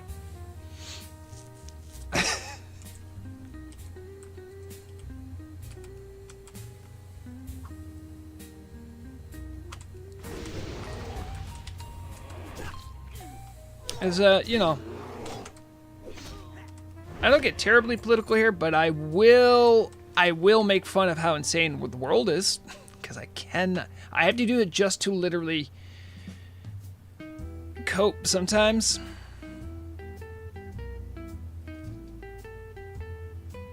We picked up some interesting items here.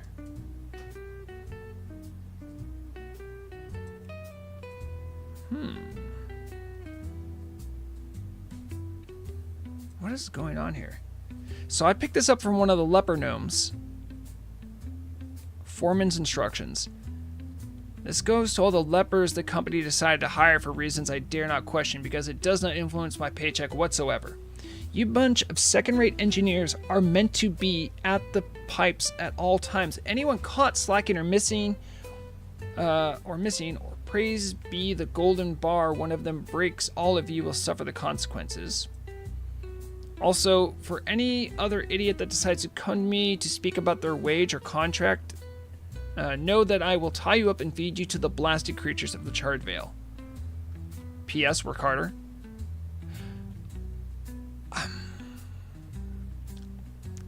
Is everyone ready for a little nitpick? So, it's my understanding, P.S. is an abbreviation for postscript, meaning I finished writing, here is something I'm writing after. So, when you do the thing of doing more than one PS, you don't do, this would stand for postscript. It should be postscript. You would keep adding P's on. I'm starting to think someone who isn't a native English speaker might have written this.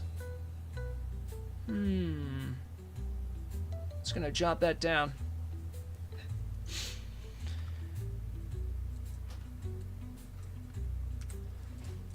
So is that really what they worship? They just worship a golden bar?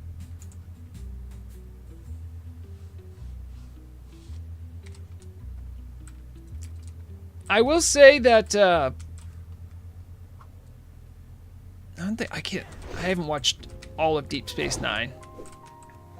I know it's not good. As someone who likes Star Trek, I could just never get through the fact that he doesn't like Picard, but I could Raukangrin, but so could you. It sounds like a whole thing.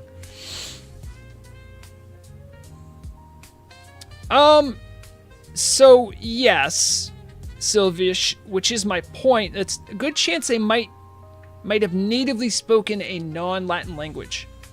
But yeah, point taken. It is post. The word post and the word script is Latin-based in origin. I mean, that's fine, Evan. That's how he feels. But I just love Picard so much. I'm like, listen, man. You can't, like, you're a captain. You gotta put that stuff aside. You gotta act professional. And if I hear you smack talking Picard, we're gonna have issues. He's lived lifetimes because of that one flute episode. Yeah, I know he does. I'm just saying, like, when I was new to it, I had trouble getting around that. Anyway, the reason I even brought up Deep Space Nine was because I remember there was a very convincing case of, I don't know which Ferengi it was, but was essentially saying that, like, rules of acquisition is actually really good for peace. I love that speech. It's interesting concept that, like, if you destroy everything, then you lose customers, so you actually don't want everyone to die. Like, arms dealing's great, but... Did you guys watch Doctor Who? I have only watched Doctor Who because Murrog liked it. I will say, it did turn me on to David Tennant. I think he's cool. I think that's the only Doctor I liked. It just felt like, and I mean with all love and respect, it literally feels like a public broadcasting version of Star Trek.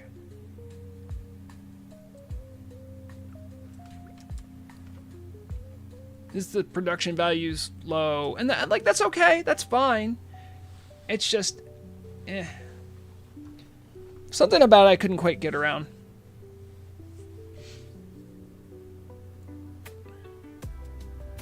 I actually have I have a poster somewhere in my home of that painting. I know what you're talking about. There's definitely good writing, good stuff in that show. It just I could never like be like a mega fan of the show, I feel.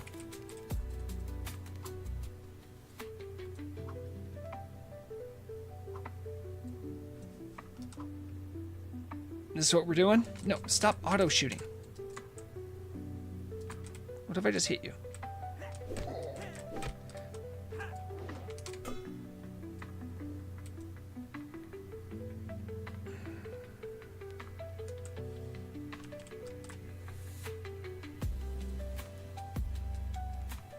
Okay.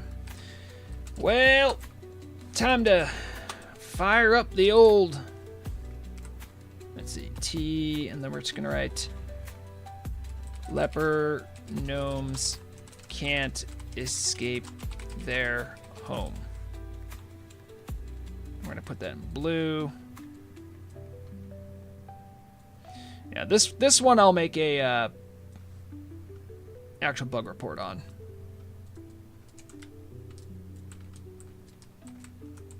Oh, geez, they're respawning.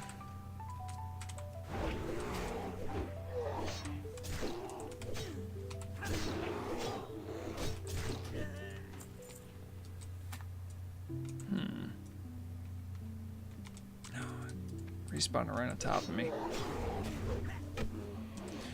Oh, Orville? I actually really liked the Orville. Comedic takes on the sort of genre of a space exploration sitcom, which in a very crude way it sort of is. It's a lot more, there's drama in it and stuff too. I really like the Orville. I think I have watched all seasons of it. If not, I'm pretty close. Also, Lower Decks, which is an animated, canonical Star Wars. Oh no. Not Star Wars. A Star Trek show. Very good. I like that one a lot as well.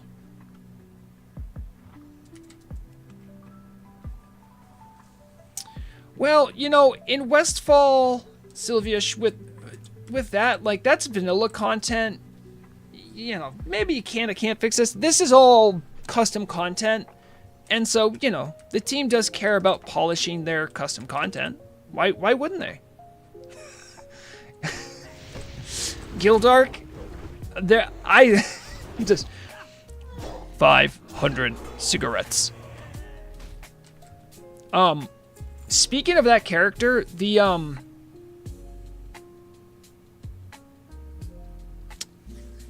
episode where they have to figure out what to do with their child, that one was like just good TV. That one was a very powerful episode. I'm not even joking, which is really interesting because Seth MacFarlane is a very skilled comedy writer, right? With a lot of acclaim, you know, Family Guy, American Dad. He's done musical numbers. I know I think he's done plays. Very talented guy. But that episode, that episode just kills me.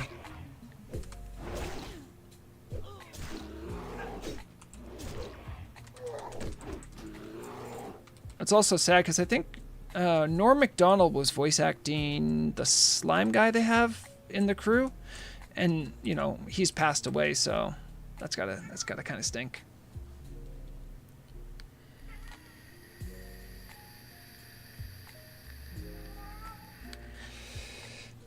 Oh, Mandalore, hold on, he might want treats.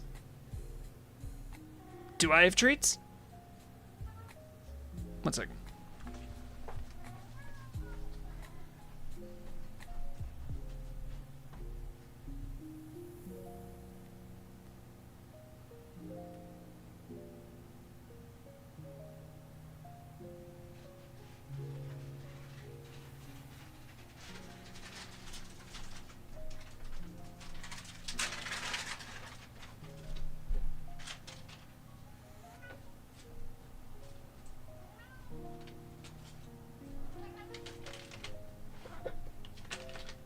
Don't think they can see you, buddy.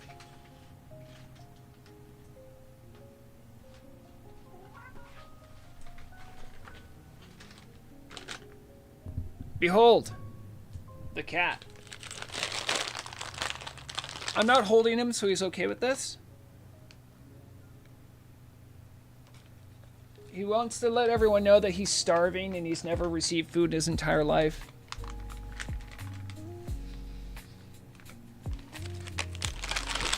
Oh, jeez.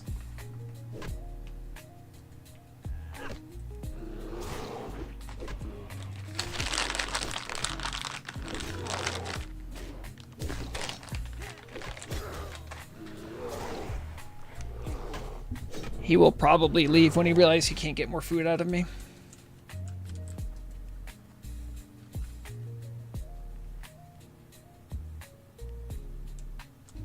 Yeah, it's so crazy. You know, they always seem to be starving despite their preponderance of food. Yeah.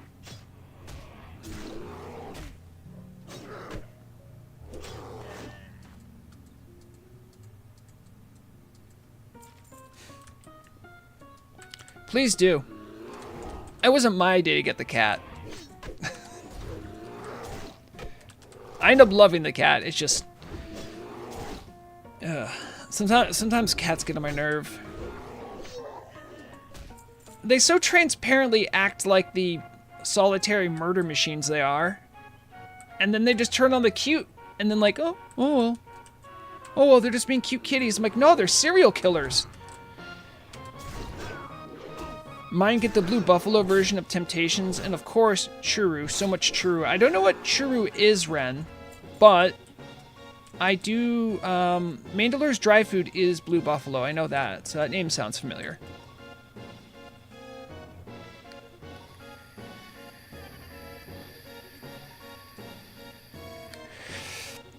Feronia, that is so true. And they also act like drama queens about it too. They're like, oh my god, you have never fed me in my entire life. How could you do this? leave me not absolutely full to bursting.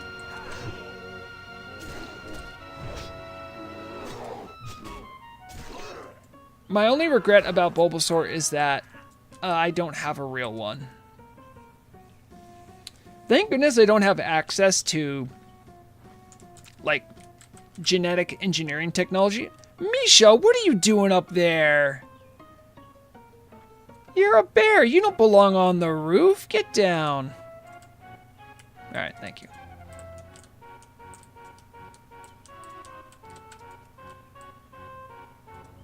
A living oil blaze. Oh, pull one. I'm not going to put down my immolation trap, I'll tell you that much. True is a little tube of meat paste, and cats go, oh, right, I've seen that stuff on the internet. I've seen people. They use it to make their cats go absolutely buck wild.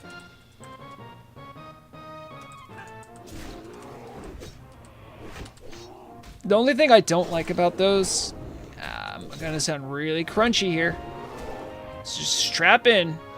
Environmentally conscious Vrograg. Because I'm green, you know what I mean. It feels really wasteful, no? I mean to... Oh, now you guys want to fight. Oh, now you're all about the fight, huh? Interesting. Misha, start on that one. Or don't. Yeah, just those little plastic tubes to feed them, I think that part just feels a little wasteful. If they had like... Oh, they probably have like a reusable tube you can just do the same thing with, huh?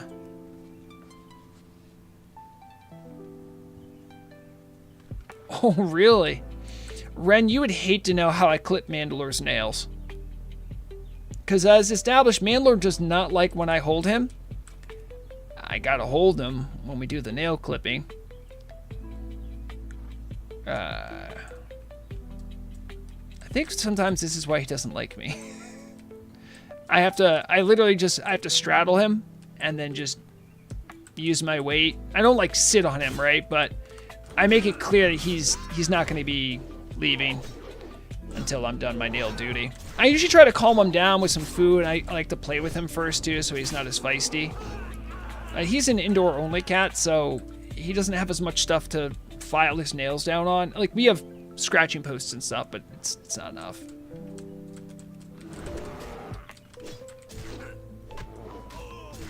The Hubs is having a really hard time holding one of ours named Sub-Zero. Yeah. Suggestion, because I remember my dad used to use this for our cat. We had one cat that was very, very wild and got sick at one point, needed some like, not shots, but had to like take some like liquid medicine. He would use just raw leather gloves, like work gloves. Pretty much makes you invulnerable to their scratch attack. It worked pretty well. Because like once they realize they can't scratch and or bite you with any effect, they're just kind of like, well, this sucks.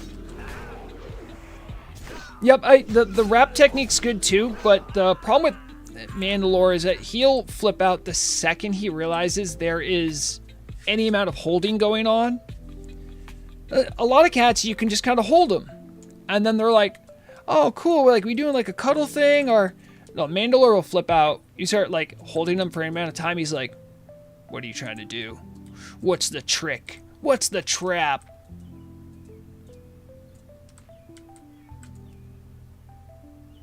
Yeah. Cats get over it pretty quick, but they do kind of moody towards whoever wronged them. Man, they're little petulant. You know, I'm starting to think they're just bad animals. It's probably because we never domesticated them. We just had a mutually beneficial relationship and it just worked out.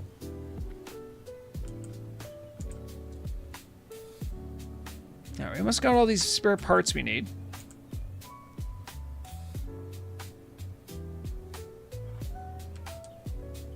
For what it's worth, Ren, I don't like having my fluffy bits touched as well.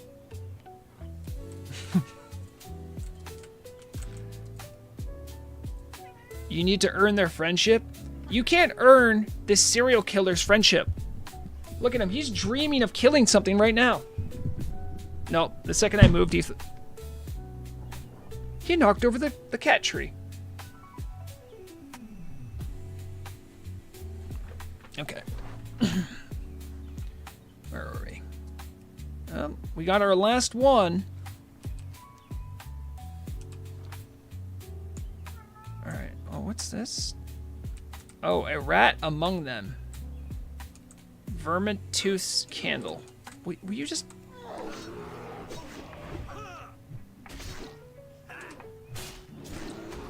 Is that like a lead or something?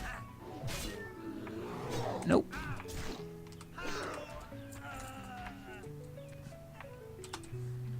Hey there.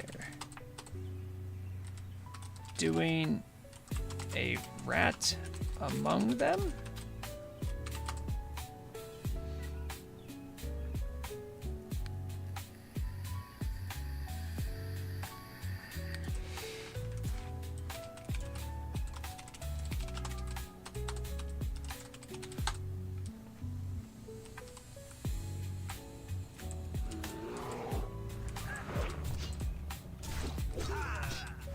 Also, this has actually been really good, like, leveling juice here.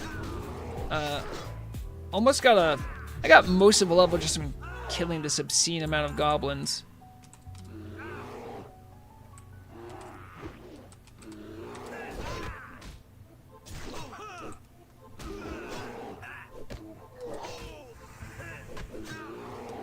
Oh my god, Feronia, that is a petty cat.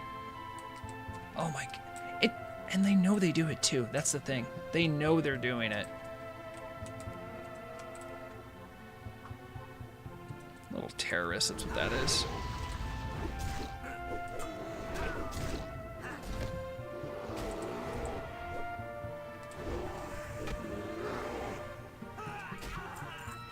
Okay, what am I looking for here? I need... Vermintooth's candle. So I'm looking for a knoll? Not knoll, sorry, a kobold? I get those two mixed up in my head. I don't see a kobold here. Let me check for more information from the quest.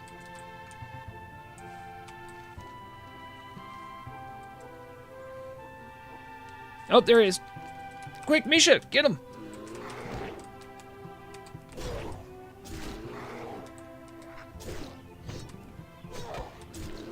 No, it might not be cold in Florida.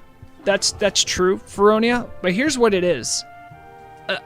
Dangerous. I just let him outside. Oh, I guess an alligator got you. GG. All right, now I gotta make my way all the way back across the whale sands.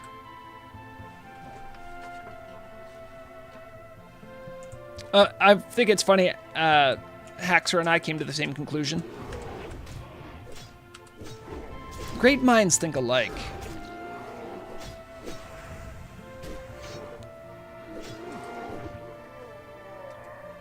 And of course I think highly of Haxer. Anytime you want to blame me for done icons, remember, Haxer was there cheering me on the whole time.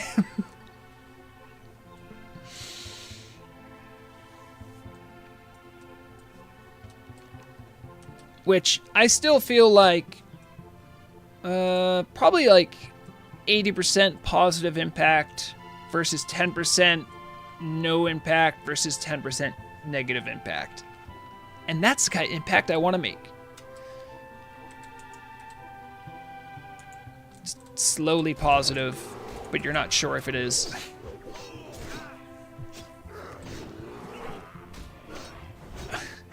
So... I have a story about cats peeing on stuff, speaking of Feronia.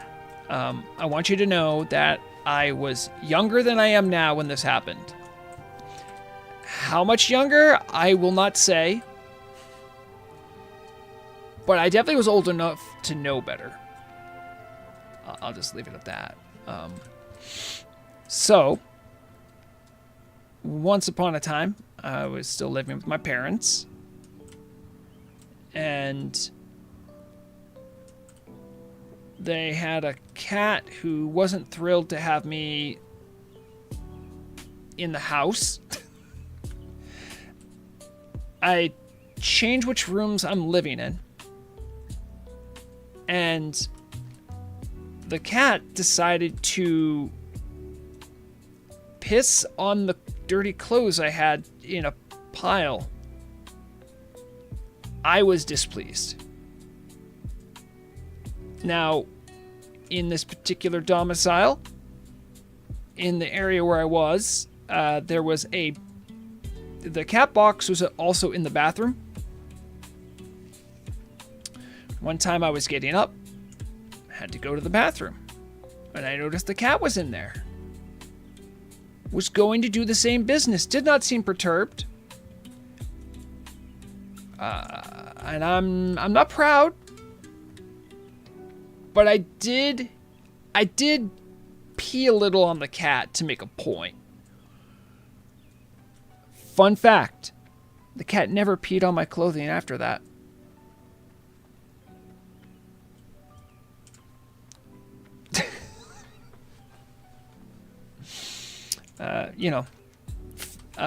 Fellas in chat, we do have this advantage of being able to pee on stuff. It is great. And apparently animals seem to understand it.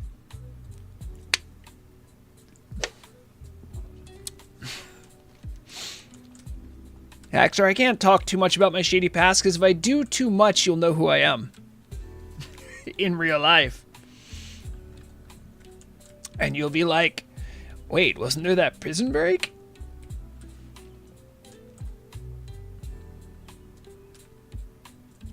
Also, Murog will confirm that story if you don't believe me. Oh crap, that means I was old enough to have known Murog. Oh, canonically, I met Murog when I was in high school, so I was at least that old.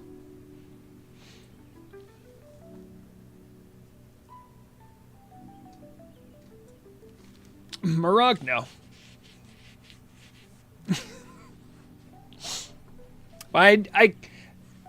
If I did it today, her reaction would be the same as if I did it then, which would just be like, Vrograg.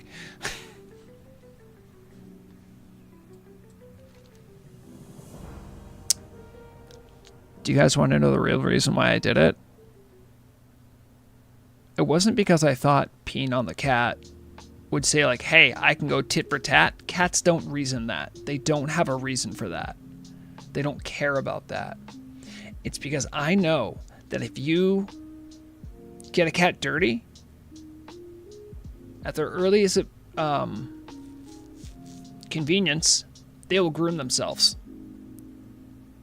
So in my mind, I'm like, if you're going to piss on my clothes, I'm going to have you, like, I want your clothes to smell like me and see how you like it.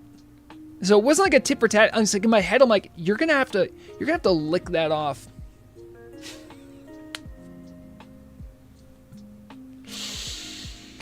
Interesting story. That cat's no longer with us, but it could have been a decade ago or 2 decades ago.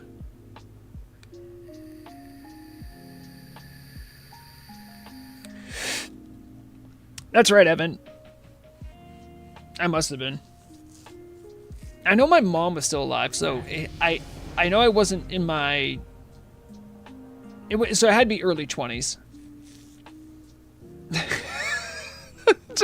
I love Ren just coming back to this.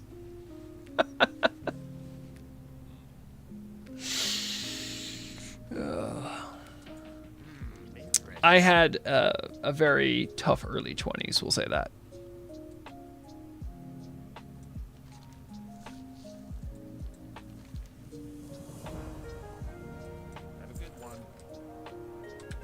It's just nice that I get Duratar Labor Union reputation.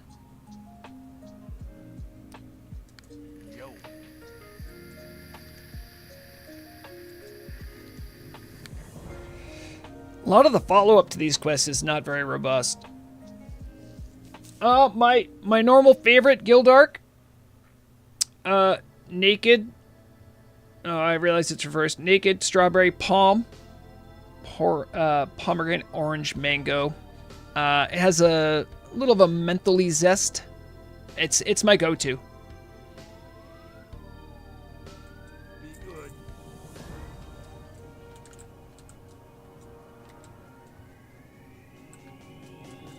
Oh, I just realizing because we're listening to Earthbound music, made me think of music.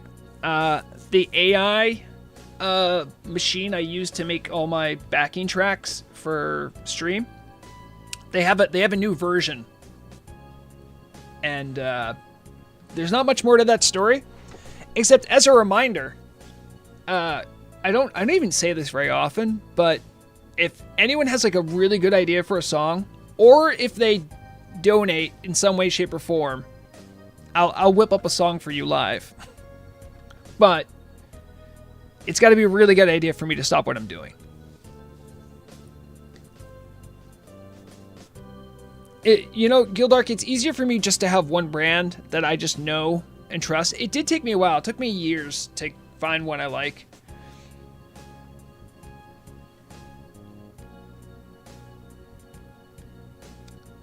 Slackers, all of them. Back in my day, it was a privilege to work with that kind of firepower. Kids these days. He turns his attention towards you. Hey, kid, welcome to... Oh, I've already read this one. Here's all the stuff I got. Oh, I want to read the rest of them before I turn them in. Discreet orders.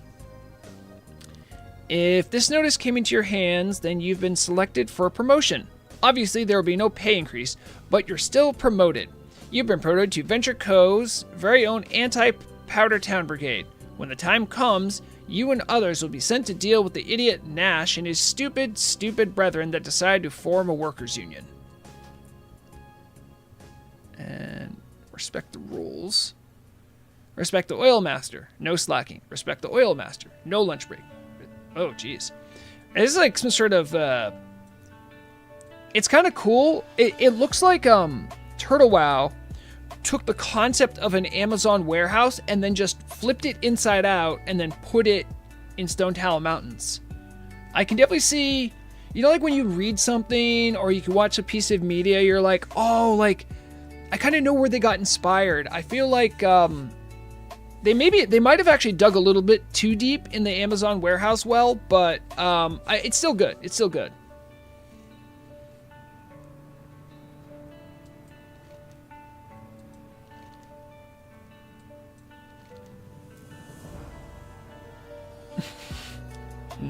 I repeat, not useless. Do you hear that, you blasted maggots? Oh, because Naz is excited that they actually see him as a threat. I say it again, not useless, unlike the lot of you.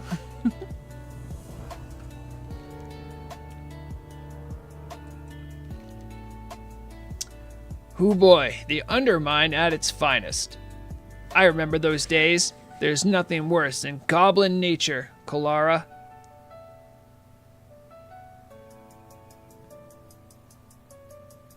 Sorry, my name's not Kalara. How does Kalara... I remember those days. There's nothing worse than goblin nature, Kalara. Is Kalara a... This actually sounds like a pharmaceutical drug. Kalara, is your skin turning green? Consider taking Kalara. Side effects might include explosive diarrhea and losing one of your gonads. Sorry.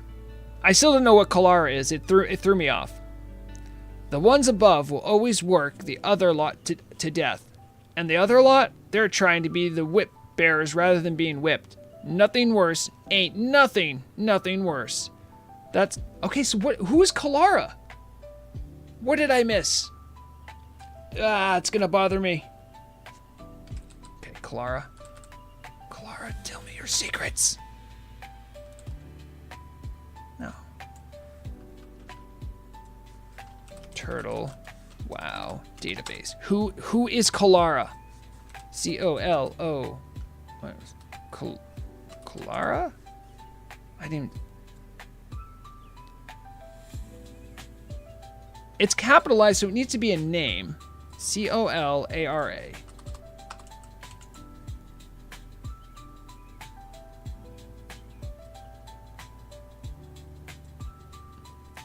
Join me as I search.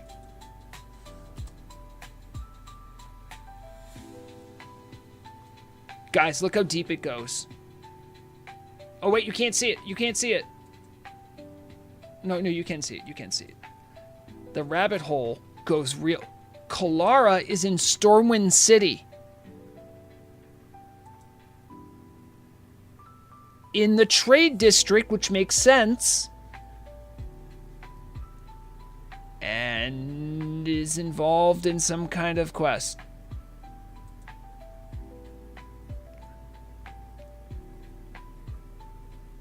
A sweetheart Colara. Guys, how deep does this go? Muy bien, Jose. Oh wait. How do you say who is Colara in Spanish? Who is she? I want to know the truth. Oh, okay, so if it's a typo, okay, Colara would be spelled without a capital. The C, the capital C, means hey, this is a proper noun. Someone's got. I'm losing my mind. Wait, read up. Okay, hold on.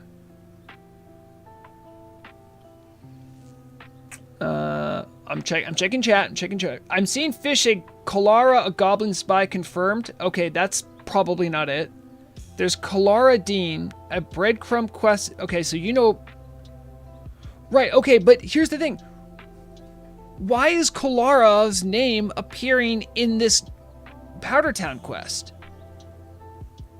There's nothing worse than goblin nature, Colara. And where you put that comma, it's like Naz is addressing me and thinks my name is Colara, or is referencing some person we know. We don't know. That's an NPC in Stormwind. Guys, this is a bread. I think this is how you get Ashbringer.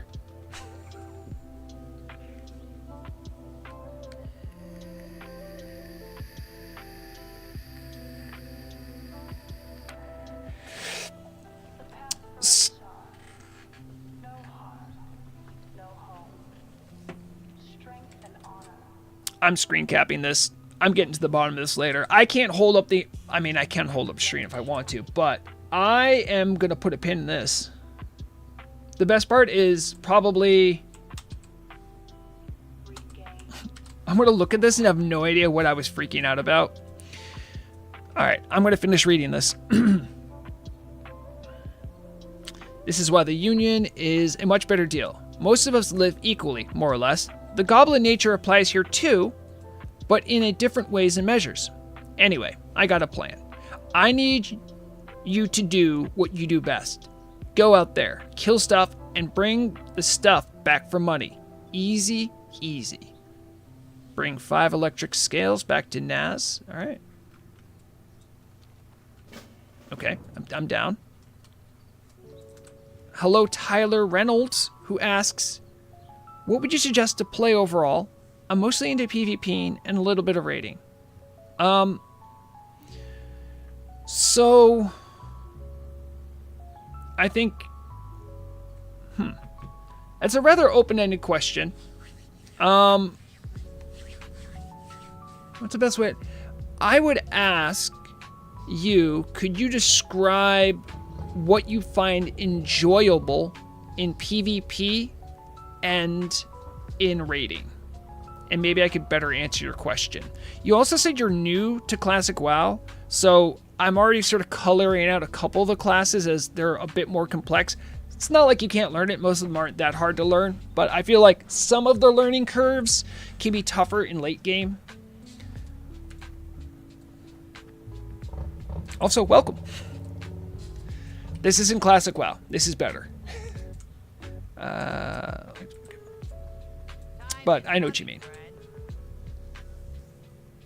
I hope Tyler didn't get to hear me have a meltdown about Kalara.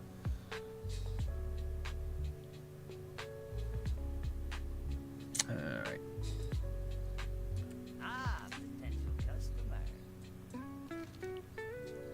You need to take candle. Very funny. Here's your candle. You took it. You got the candle. He was real. Kaboom. Sorry about that. My excitement is as explosive as this bomb. I get a fire protection potion and some gloves. Let's go. I'll put those on for T-Mog because I don't think I have any reason to wear this ever.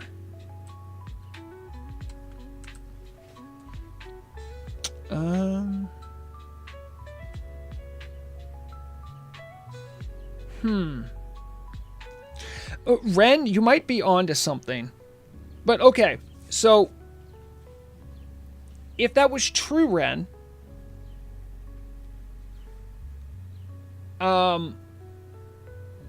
it wouldn't have been capitalized. Unless it's referring to something, but like I feel like if it's a reference to something, maybe that's... Guys, wait a minute. Did the goblins name their deity, the gold bar? Did they name it Kalara? Tyler says, I like more melee type classes, big fan of tank roles or DPS mostly. Just not really healing and enjoy mostly just casual play, but I'm also up to play any hard class. So, I think it's pretty clear that you are a good candidate for rogue. Plenty of melee, not that hard to learn, very hard to master. Great toolkit in PvP, and isn't like meta for like the absolute best, but there's definitely ways to be very useful in raid, and you won't slack for damage. However, you did mention liking tanking. So, with that being said, I would probably say Shaman. They're a bit more complex, but you definitely slap stuff. You're not going to be dual wielding though. Keep that in mind. But you can definitely do tanking, lots of melee fun stuff. Also Wind Fury. And PvP, you have plenty of options to make the Alliance mad. So I'd probably say one of those two. Maybe Dark Horse candidate to do Druid. You can play as a cat. I don't know if that's your thing, but I think Druid might actually be the best because Druid can do like a little bit of everything. So you can kind of feel it out. Up to you though. I hope you have fun, whatever you do. Yeah, no problem. And, you know, Tyler, the community here's great. And they'll take care of you if you take care of them. Oh boy, these electric scales that come off of something here.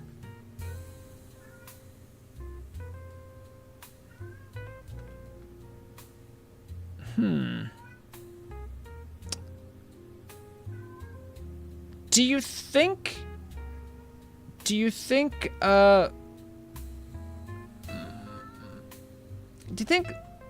Laraloon would be mad if I had to just get the decaying roots of a blackened ancient? I mean, she probably won't be that mad, right? I mean, we all got to do it. And it's sick, so like I'm helping. Thank you, Ren.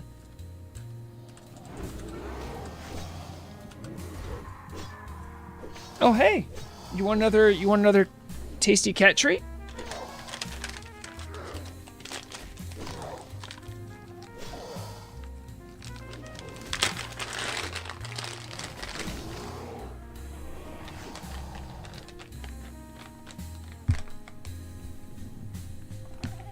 Hey.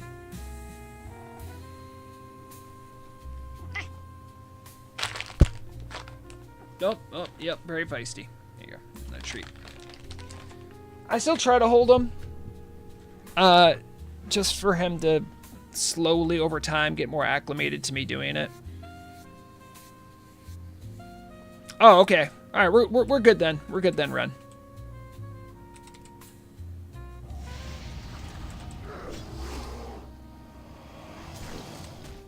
Oh man, I got slept.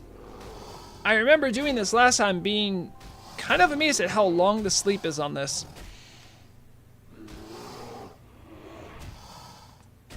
I gotta remember to have Misha be the one to soak the sleep.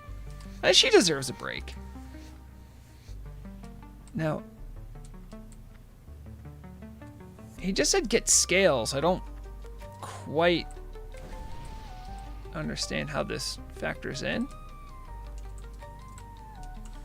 Let me read that quest again.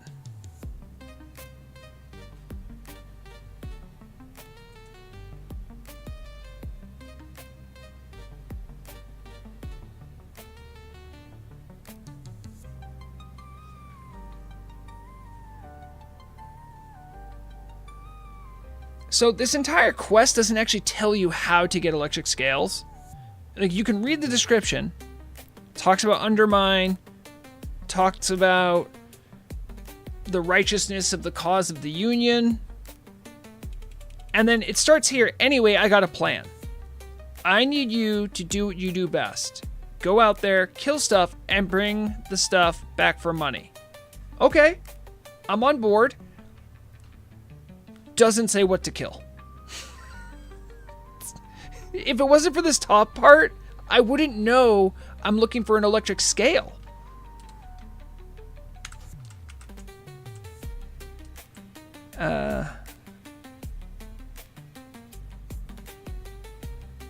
Raging Cliff Storm is what it's saying. I will say that anytime that I actually need a add-on to fill in the blanks for me, that does indicate a bit of a shortcoming with the quest itself. I understand some things that are a bit more obvious, like we all know what Kalara is, but it definitely should say what I'm trying to kill. Like, even like a line that just said, yeah, like, go kill those earth elementals and bring me some electric scales. You know what you're doing. Like, I go, okay, I get it. I'm worried that these guys might be getting... Oh, there's a bunch over here. I might have better luck on this way. Yeah, I might as well. Time for Cheetah. Hey, Mandalore, are you bathing yourself? Yeah.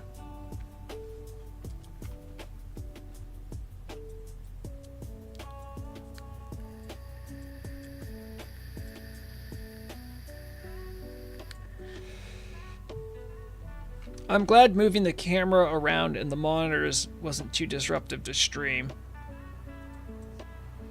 I still don't know where I'm gonna end, because right now I have essentially just a nice webcam sitting on top of a monitor, but when I have everything set up in the monitor kind of mount I don't know where I'm going to put the camera. But at least I like where the mic is, because now it's hanging down like this. Because before I kept bumping into it. Quality will slowly be increasing. As quickly as my desire to run another event. Slowly. I haven't been thinking about them. I don't have one in mind necessarily that I want to do. I still have that idea for a PvP event where you can only wear green quality items.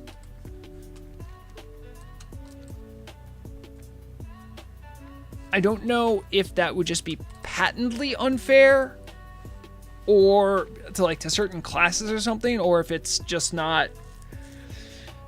Yeah. By the way, that would be an interesting way of doing Battlegrounds. I know it's slapdash, it's a bad idea, and there'd be ways to circumvent things, but could you imagine, like, you get level 60 and there are 3 different PvP brackets? There is only uncommon, only blues, or sorry, it would be like only greens, then essentially another tier would be blues, and then another tier would be purples and oranges, if you have them. I mean, I'm sure there's something misguided and a bad idea about it, but I think it'd be great. Like, you couldn't go to a battleground if you had any epic quality gear on you. You couldn't go to the green bracket.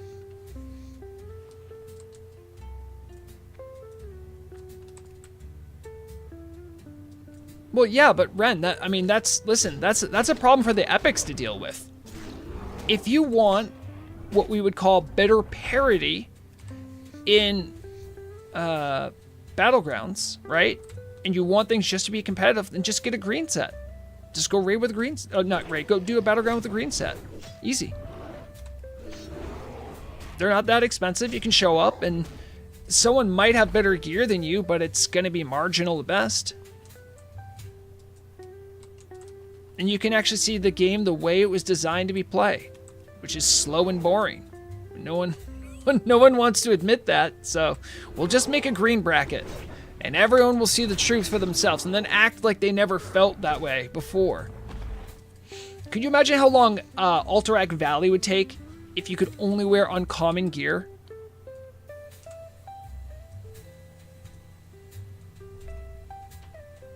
And it is meant to only punish hybrid classes, of course. I think, listen, Druid's got plenty going on in PvP. It's okay. How will they survive in PvP? And I think that's the last of it. Oh, that's brutal. I just skinned his buddy in front of him.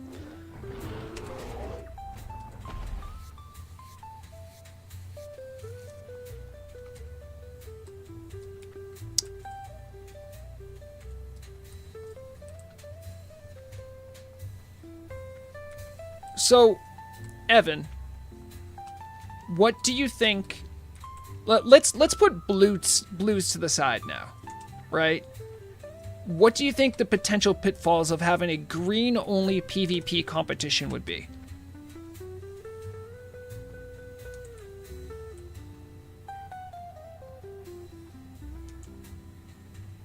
Because that's my idea for my next event. I want to have a PvP event where you can only wear uncommon or worse quality items. You could wear whites and grays if you wanted.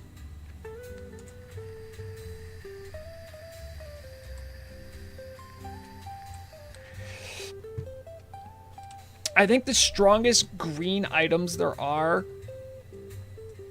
the items that drop off the elemental lords.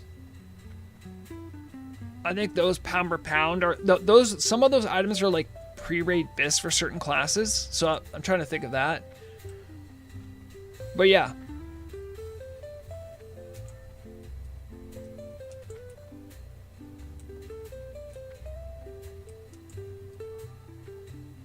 I mean, yeah, it could be. My whole concept behind it, though, is that, like, it levels the playing field and would also highlight how slow PvP can be if you don't have the crazy burst potential. Oh, did I forgot where the entrance is again. No, I'll remember. I'm not sure what I should call it.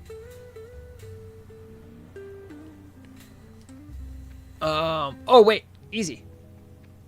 I call it, it's not easy being green. Come on, come on. Oh, come on, that would be great.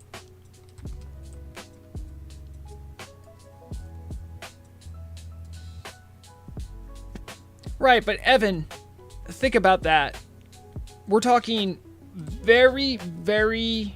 So I mean, all right, let me ask this. Why aren't they replaced until AQ40? Is it because of a very particular and specific PvE requirement, or is it because they're just busted broken? Because the only times that I could think of them were like, these are really niche picks. Oh, all right, well, there you go. Also, if I'm being real, I think the most fun part of it is that it would give people an opportunity to try doing something different. Well, variety is the spice of life.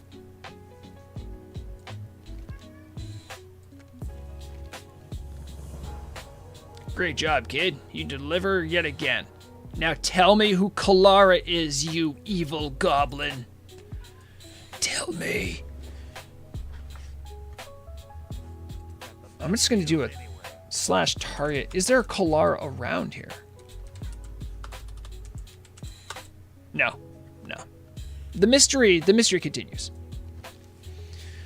All right, shrink ray is done. You're probably wondering why we need a damn shrink ray to kill that doofus Higgle, right? Well, we don't.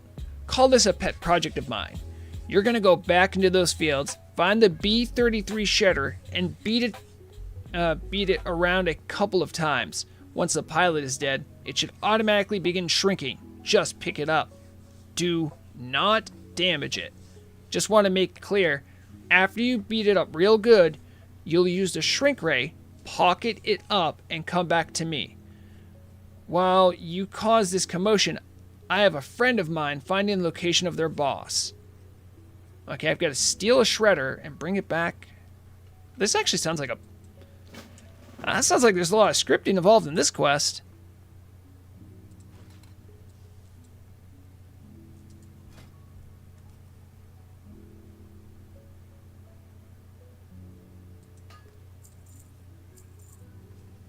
Yeah, that does look pretty good, Evan.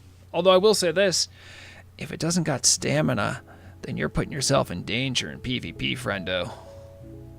All that bonus healing ain't gonna mean squat when you got some rabid foaming at the mouth shaman raining hail on you. That's why I'm like, I'm sure there's niche picks that are really good for PvE, but I think for PvP, it's a lot more bread and butter. What you want is, you want stamina, you want armor, and then you want the thing your class does. Generally. That's a pretty broad brush to paint with, but...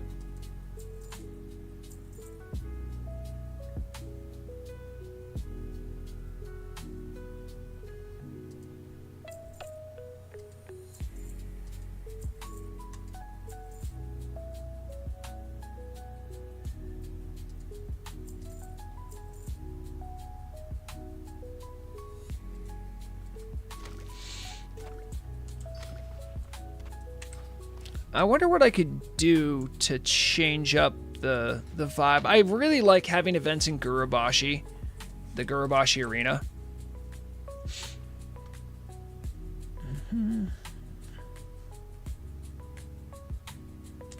Oh, let's go do this one first.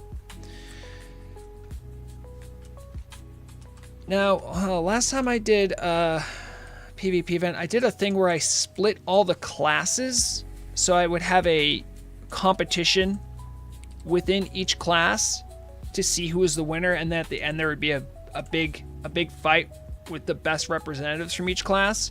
I really liked it. I kind of want to keep that concept. I would have to forbid world buffs, just buffs actually. Just buffs. You can use your own class buffs, that's fine.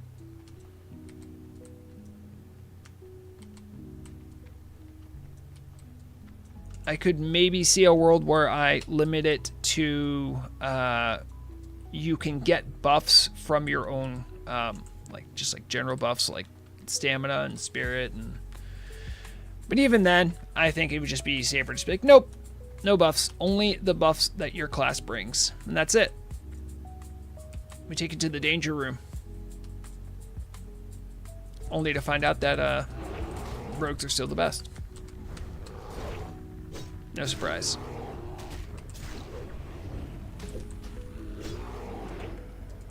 It's always fun when I have to rectify my mind why rogues, who essentially only do damage, aren't the best damage dealers in the game. Every time I go deep in the rabbit hole, I always see something where it's like, you know, they are like the best in PvP. I'm like, that shouldn't matter. Unfair. It's like, okay, all right. But it does kind of matter.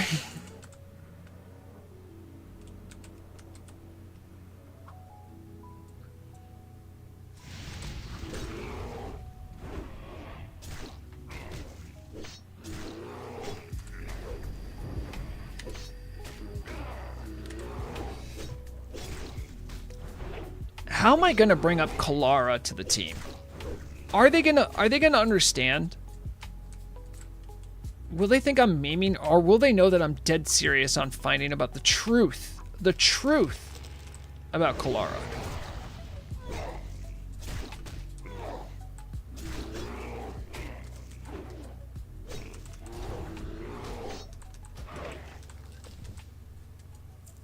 So, Ren, that means druids are whatever form they want to be, because that's all they do.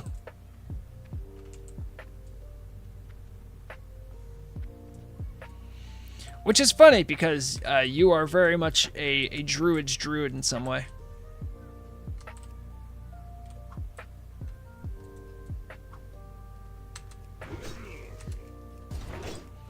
You see, I choose to see people's role in Battlegrounds much different. I actually split it down faction lines, and the Horde are rock, and the Alliance are scissors. And there's only 2 tools to use in this game. Full stop.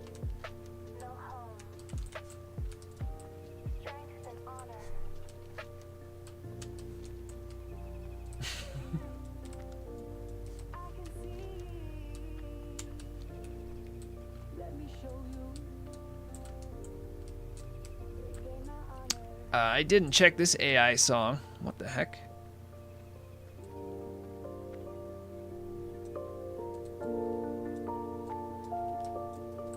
I heard lyrics and stuff in there. I didn't put lyrics in there. Sorry, I turned it up so I could hear it. Hopefully it didn't jump scare anyone.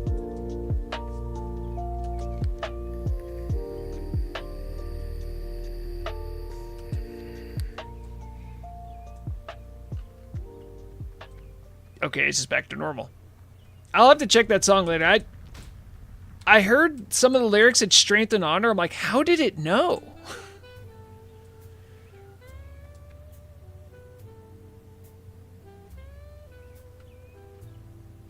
Oh, right. Yeah, true. My real PvP thing is that I don't like warlocks. Because I mained a mage for a long time, way back in TBC, and warlocks just had a counter to everything a mage could do. And it just wasn't fun. You just saw a warlock and you're like, well, it was a very strong counter too. Oh, you think you can go invisible? Because it's TBC? Up, they have seen invisibility. Think you're gonna cast a spell? Up, they're gonna give you a curse of tongues. And while you're removing the curse, they're putting dots on you.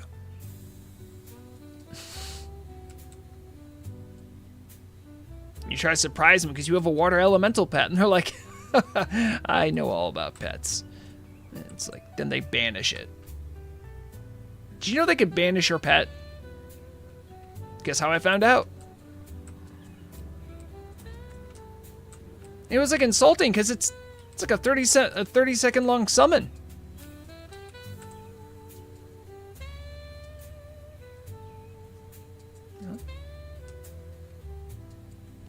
Oh, there it is.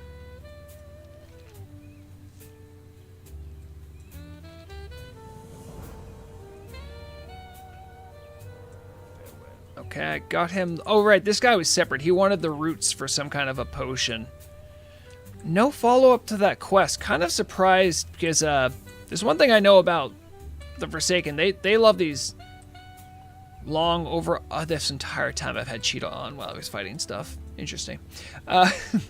They have these long overarching plans that they're going to use to like somehow get revenge on someone.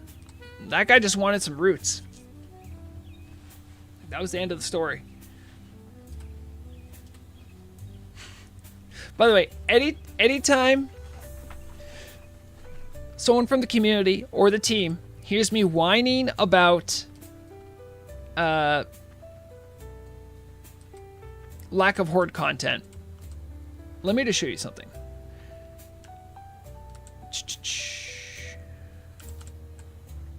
Okay, we're back here. It was knowledge of withering. Oh, did I get the spelling right?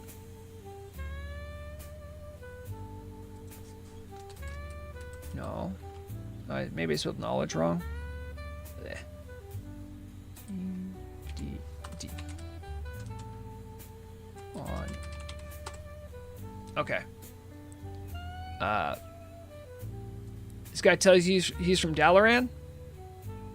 Has all this fun, cool lore stuff.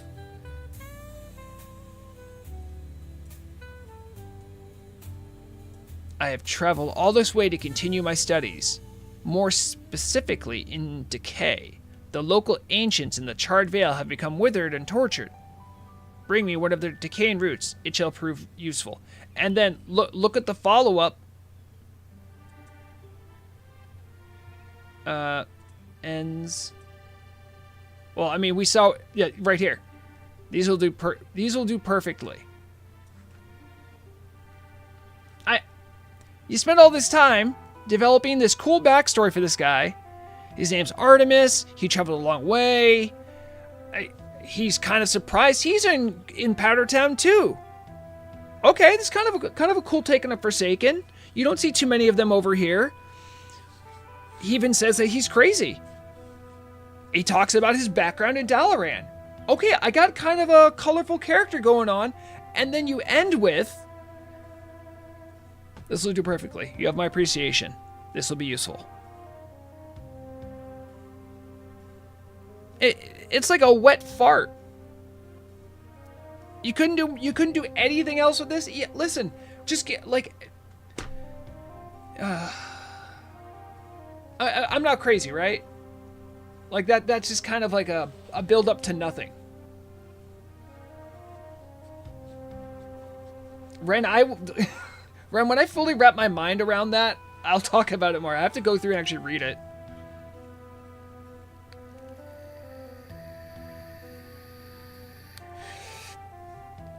Sorry, this kind of stuff drives me crazy, though. What are you talking about? What? What do you mean we don't give the Horde as much polish? Really? Interesting. I'm sure there's other examples from the Alliance side.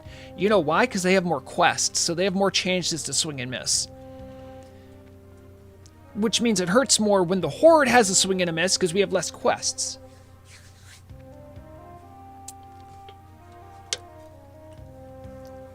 But that's just me.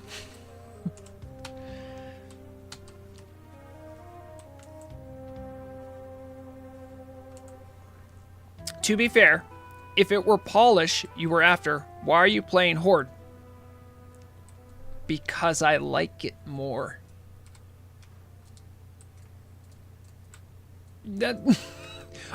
Are you... Ren, did you just victim blame me? Oh, well, you kind of asked for it. You're playing Horde. That's not an excuse. That's not okay. How dare you?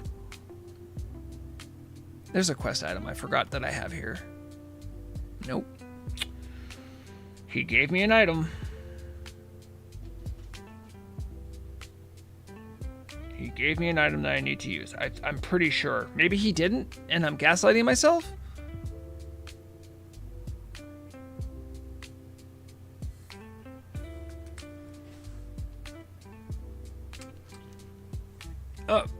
Ren, yes.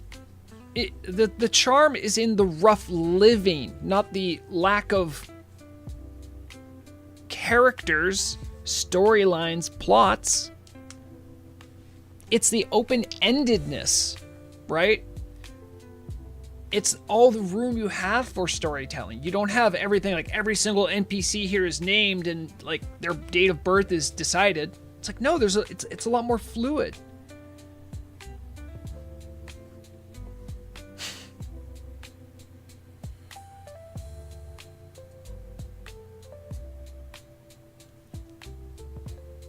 He said I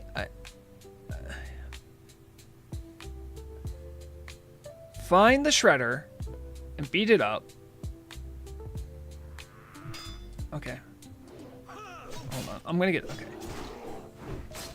After you beat it up real good, you'll use the shrink ray. I have a shrink ray? I do not have a shrink ray. Do I have a ray? What? I mean, I can organize these again. They're usually organized by, like, item ID, I think.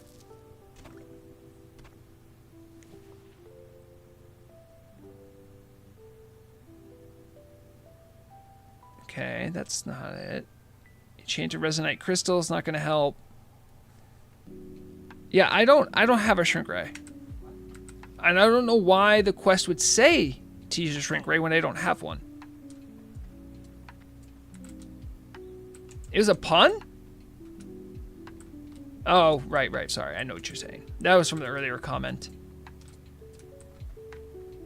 I'm trying to get... Listen, at the end of the day, what really matters is we need to find out who Kalara is. Oh, Evan, please don't say that. Please don't, because... Oh, Evan, is that true? I'm going to go back and check. Now, because I don't want to go all the way there, kill the thing, and then still need to use it. And by going back, I'm ensuring that that won't happen.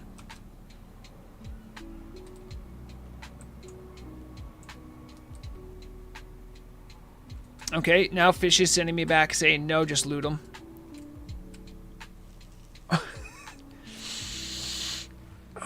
Nothing like a custom Horde quest where everything's easy to understand and well dead. And well done and dead. Where I have to rely on my Horde brethren to lead me in the right path because the turtle team will not. Mandalore, come on, man. You are not starving.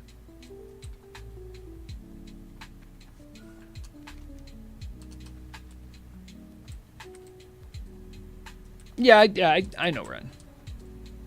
Listen, I have to be on my soapbox about this and point it out. Until the Horde has the same amount of cities as the Alliance. Alliance is still ahead by 1.5. Amania lore has not noticeably or meaningfully changed since 2022. Those are just some factoids that I will keep repeating until justice is done.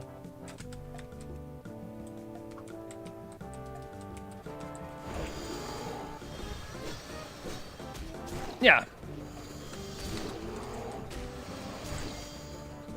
Yeah, they have Alathalos and Gnome Reclamation Facility.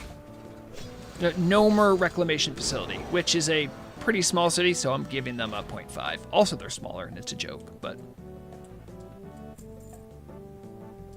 Okay, it has the Shrink Ray.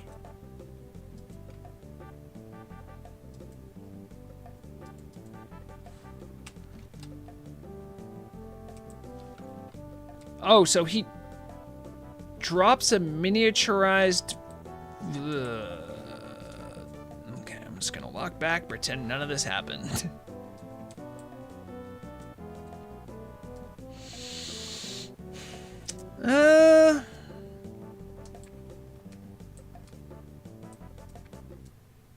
That's actually a pretty profoundly deep question, or an observation. Ren contends that Night Elves should not have a city. I would agree. I think culturally, it does seem at times anathema for them to have large congregations of people because of the sheer shock that they would have on an environment.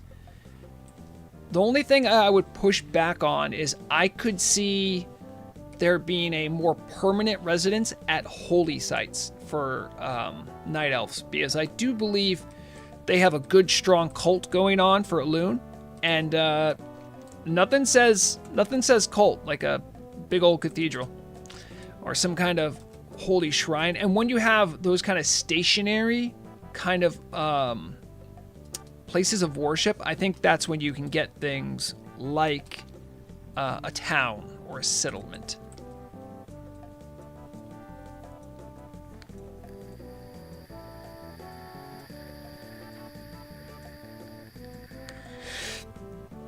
Oh, thank you, Evan. I'll remind them too. If you're watching from Twitch, make sure to follow. And if you have Twitch Prime, give me Jeff Bezos' money. I will do better things with it than Jeff Bezos will. If you're watching on YouTube, make sure to thumbs up the stream and subscribe to the channel if you haven't already. These things ensure that I continue getting positive feedback for making content, whether it's low or high effort, and will encourage me to keep doing this, because at the end of the day, it's not about money, but it's about psychological validation, which I desperately need you for.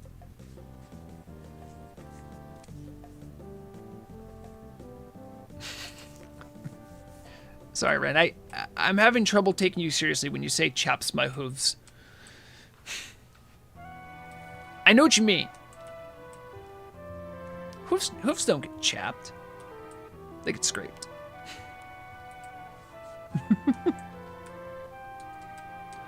I don't know. I've never had hooves. The only cosplay I've done is human, so I'm still getting used to that.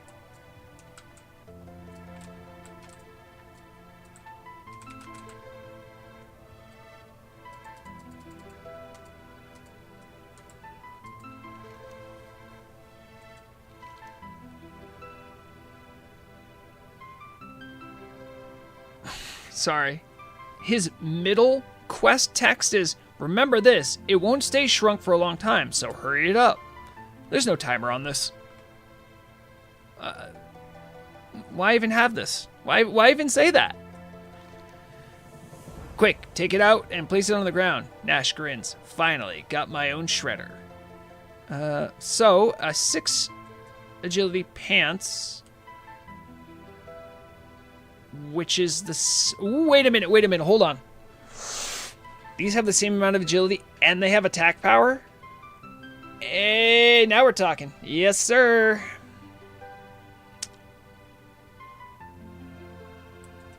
Not bad.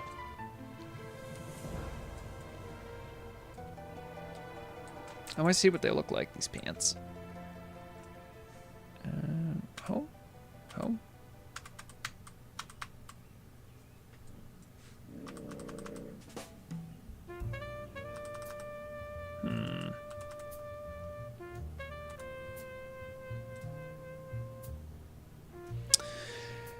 Yeah, it could be.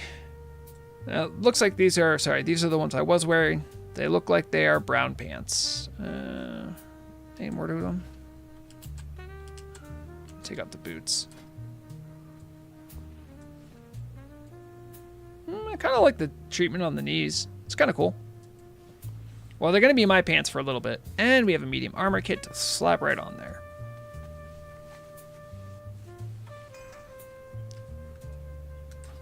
Yeah, but if the elves have just a bunch of tree houses, then what's separating them from the Ewoks?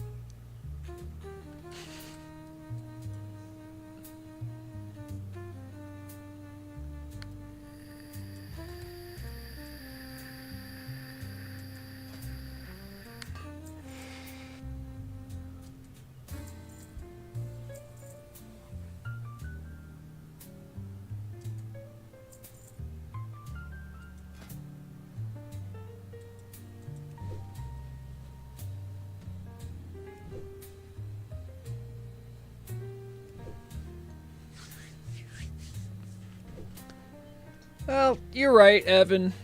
There's a lot of places they could have, it's very, and that this is odd for me to be coming to the defense of Blizzard, but back then they didn't even know if this was gonna like work. They didn't know if it was gonna happen. And there is truth in the concept of like, it's better to have something out than nothing at all. I know that does fly in the face of wanting polish, wanting well-constructed content. But if you dither too long to make everything absolutely perfect, you'll never finish. So I think, thinking back to like those early development days, there was a lot of concessions they had to give. And I think now, 20 something years, that we're separated from it, it's easy to say that, but I think it's fair even if it's a shame. Don't really need wool cloth anymore, do I? Yeah, I'm done. Hold on, wait. Is this... I always like checking the math on this. So that's 66 copper, and I must have some more, right?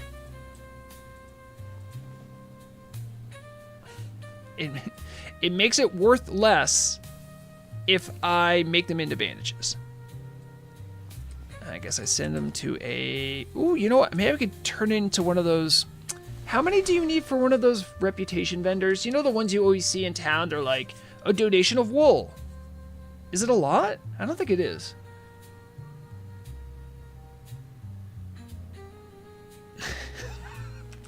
Friends having a meltdown.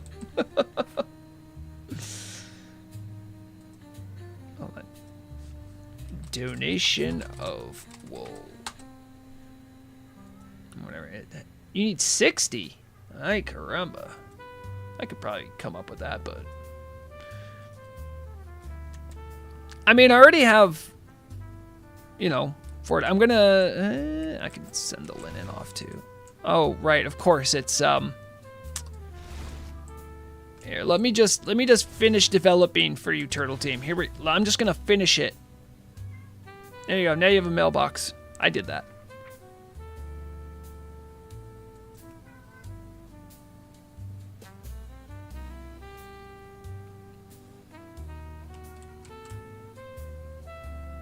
Hold on, just one up. Gotta remember to... I didn't make a bug report about this one. I forgot to. There's just... Grunt stuff just doesn't have an icon assigned to it. Hopefully it's something I broke when I did the icon stuff. Well. What else we got here?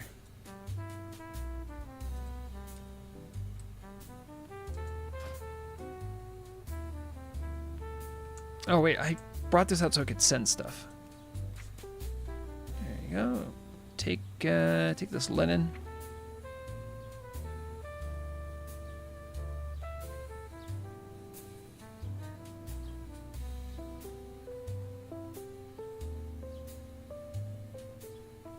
Okay, let's just have that. Still got some junk here. Gotta actually vendor. No, I agree, Haxer. It does not. What I'm saying is I'm taking screen grabs, and I have like an image editor up, and so I have a couple tabs on that with all the bugs I found, so that I can go back and I can use those images to reference when I make a bug report.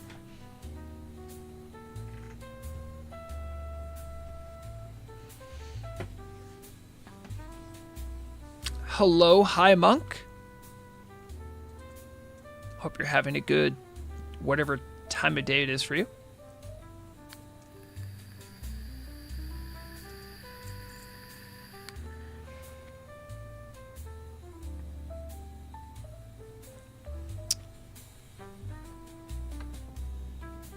I wonder if a priest, like a shadow... No, you can't really be a shadow priest at this low level. Maybe warlocks can't use it. Okay, this is absolute trash then.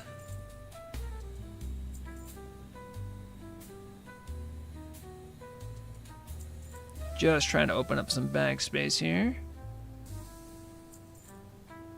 Oh, deviate scales, yes. I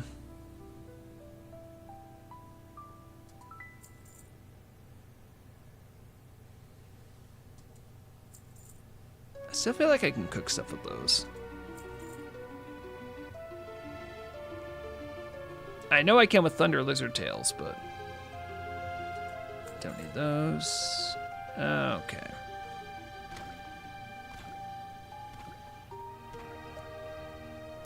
I thought they don't get like shadow form until like level 40 or something. I don't know. Priests tell me, but it's like you don't get good spell coefficient from just Shadow Word Pain and not like Mind Blast. Like, but you're not really like really dipping deep into the Shadow Priest stuff at level 19. I know you have a couple Shadow abilities, but it was a level, what was it, like a level 17 mace? Yeah, level 17 mace with +6 shadow damage. I don't really see any priest taking advantage of that. They could, maybe.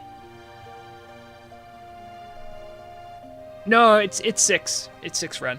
All the Final Fantasy music I have in here is from 6. The same composer though, so good on you for noticing that.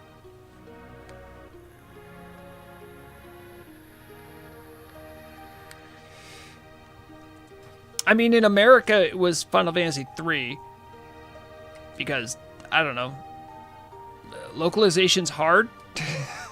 By the way, it is actually hard. All right, so I think we did all we can. Wait a minute, there's another one? Wait, there's another quest? What, you has one more?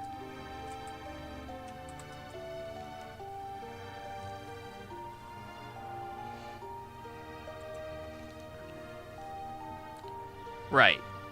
While you were gone, a friend of mine discovered the location of Higgle. And before you say it, yes, he's at the top of a stupid building. I had a hunch too. Don't be a smartass about it. Higgle reminds me of our dark past, bub. His stupid bossing around should end here. But I know I am sending you on a pure suicide mission. You don't have to do it if you don't want to do it. But after all you've done, I am more than sure you will. Kid, I am proud I got an employee such as you. Stay on your toes. During your many, many trips to the oil fields, they should be very alert now. Humor this old goblin. After Higgle's blood is spilled, spare any who mean no harm. Perhaps some of them will see reason and simply leave to seek home in the Union. Whatever your choice might be, do this one last job for me. I will say, this like quest chain actually did do one thing, like to the Turtle Team's credit. I haven't played a goblin character since the tragic death of Milsal, rest in peace, of 2022. But all that being said, it's a good introduction for an outside perspective looking into what's going on with the goblins. This kind of gives you good window dressing about how the Union's different than like Venture Co. and like a lot of the other goblin kind. So it actually did very well in that respect.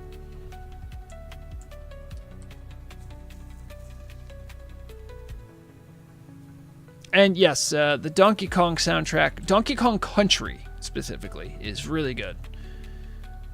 What did I click? What am I doing? It's going me? Am I buffing someone? Alright. So we're gonna go all the way back up here and kill the guy. Alright, easy enough. Oh, I'll put on my Lynx boots. I remember this time.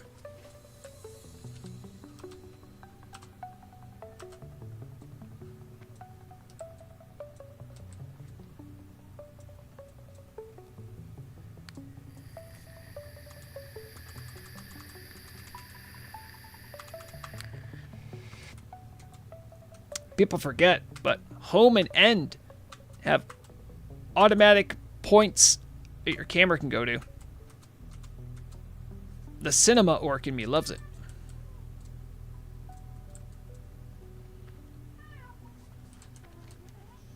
Oh, what's that? Mandalore?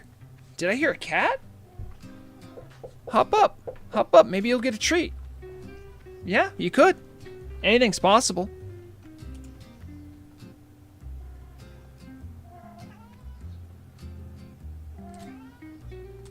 Okay, I'm done hearing his cries. I'm gonna see if I can get him to be on stream before I feed him. Yeah, come here, buddy.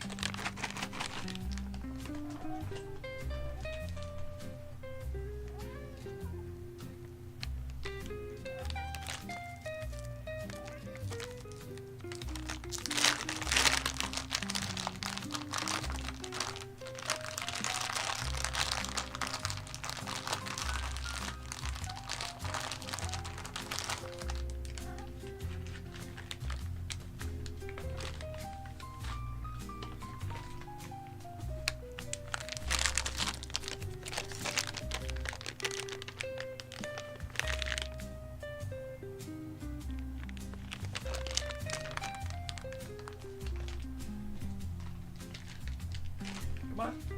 We're getting you food.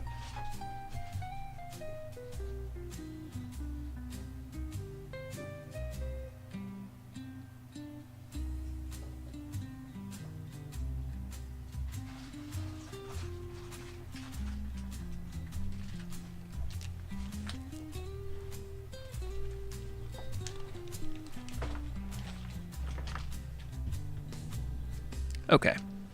We got the Mandalore heat off of us for a little bit.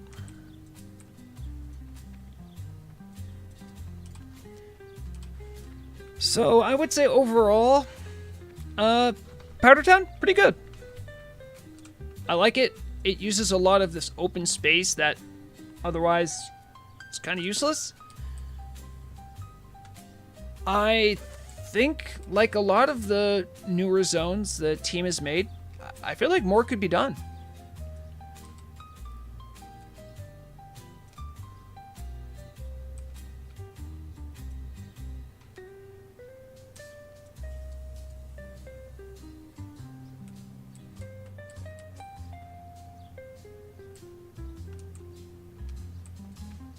I almost feel like maybe I missed something.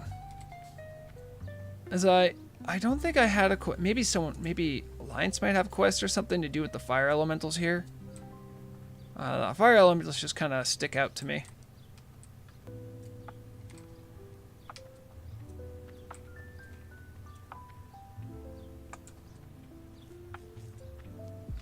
All right, and he's, yes, all the way at the top of this place. Oh boy.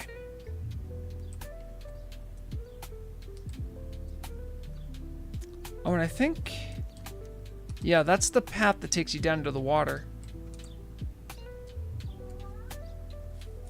No, I definitely gave you the rest of your food, so this ain't happening.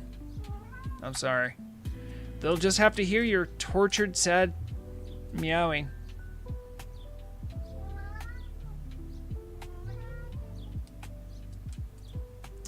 So I'm assuming he's in the top of that building there.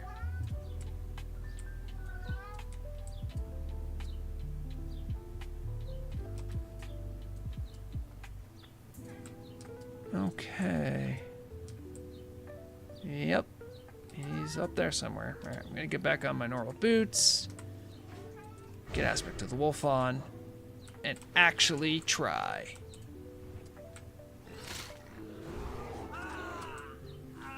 You after the boss here.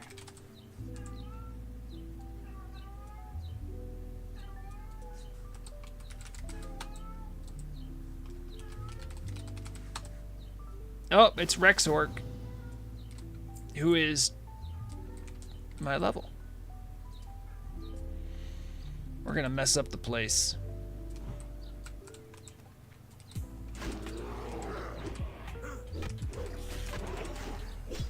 Also, I think Rexxar might be also undertaking a variant of the Rexxar challenge. Love to see it.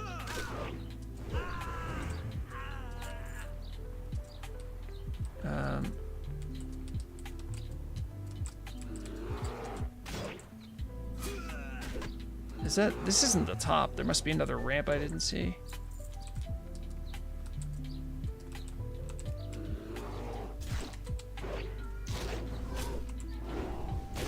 Oh yeah, there's a ramp over that side.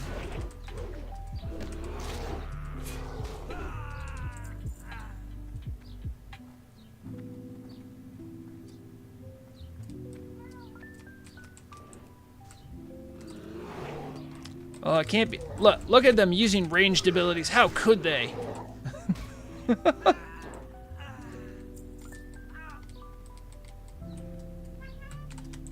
But you know what?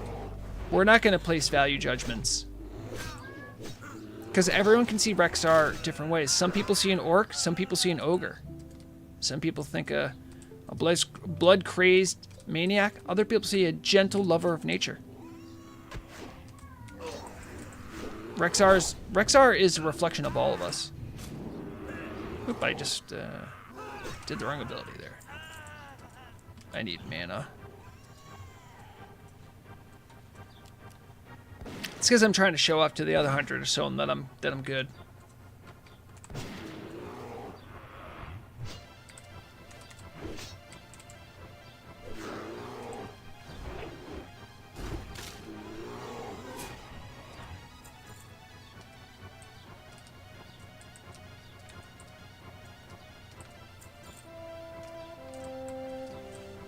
Show yourself.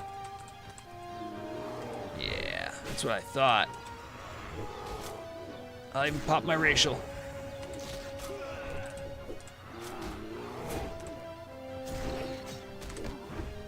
It's over for you, Higgle. Oh no, and now I know your last name. I feel bad about it.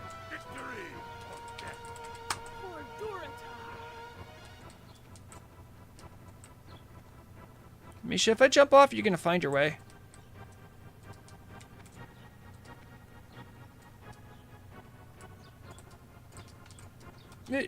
Yeah. Come on, Misha. Come on. You can do it. Ooh, what's that? There's a clicky here. I saw the sparkle. What is that sparkle? There's a chest!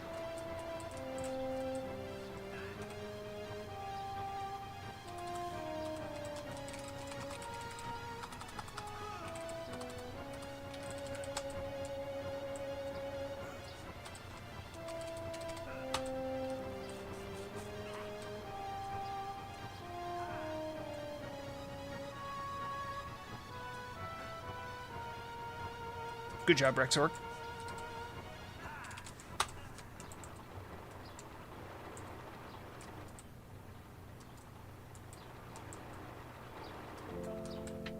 You didn't loot it.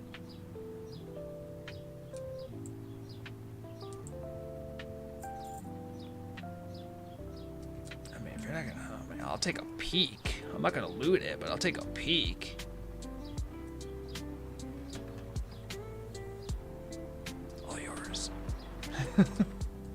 At least it's not 100% cheese.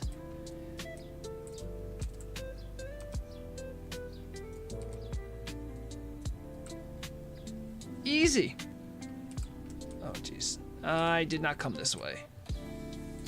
I came from around the side because I didn't want to fight every single mob on my way in.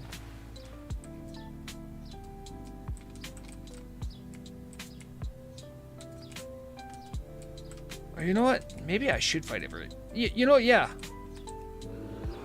Someone's got to put an end to them. That feeling when I'm like, am I the hunter pet? Whoa. That's actually kind of a cool zone.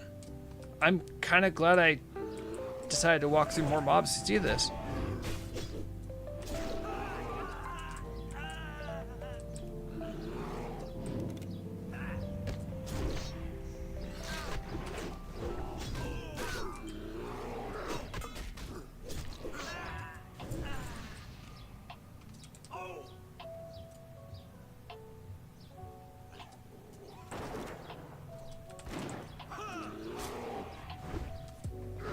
Oh man, that's so cool.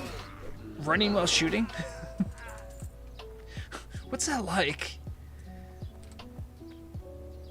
I don't want to kill that guy. He's a quest guy.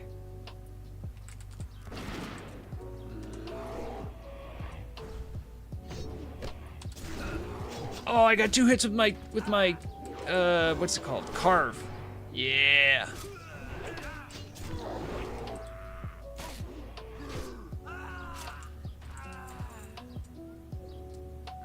Oh, I'm just ripping a path through this entire camp.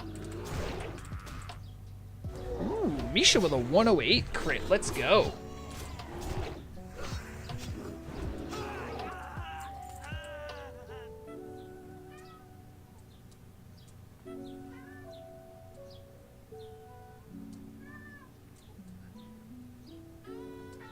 Do you think any of these spots work for fishing? I bet you they don't.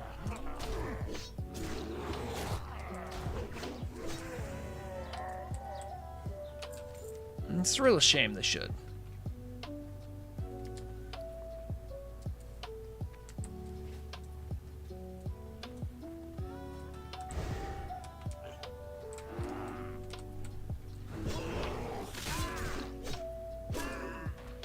It's okay. Murag will be home soon, and Mandalore will find someone else to bother. Stupid cat.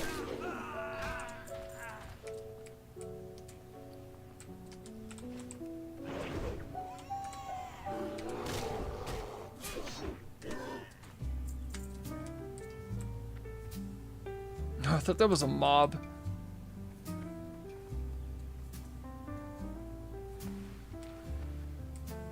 Well, there are,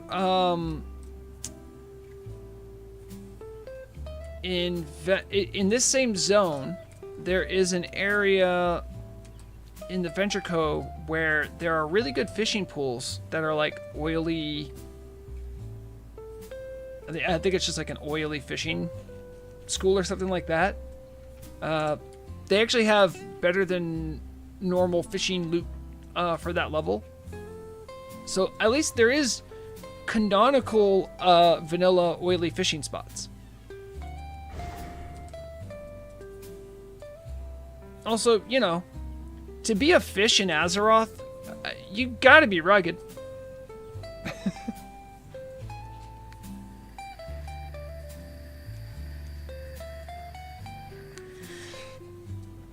Maybe they could have like some special fish, like some kind of like mud skipper or something, just like a gross. Oh, they could have mutant fish. Come on, Haxer. Let's use our imagination. A lot could live there.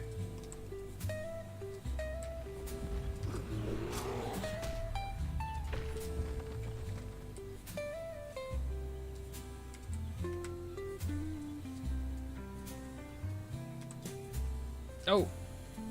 Whoa! Loktar. Hey. That is a big boar friend you have.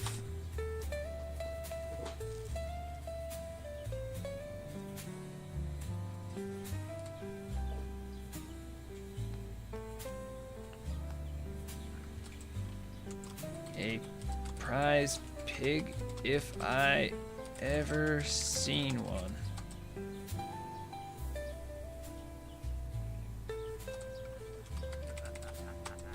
This is the guy who popped into one of our previous streams. He had the huge Misha. I don't know what he does, but he gets his pets to be so big. Damn. I have a lot to learn to walk the path.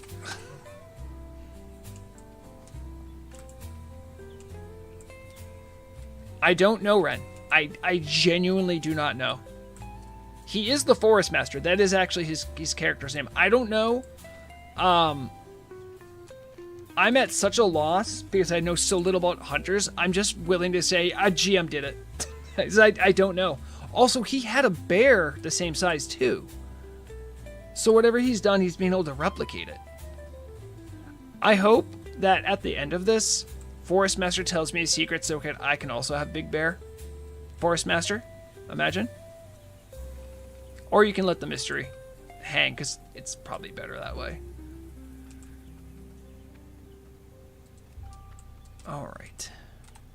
Now finish up this quest. I'm gonna whisper.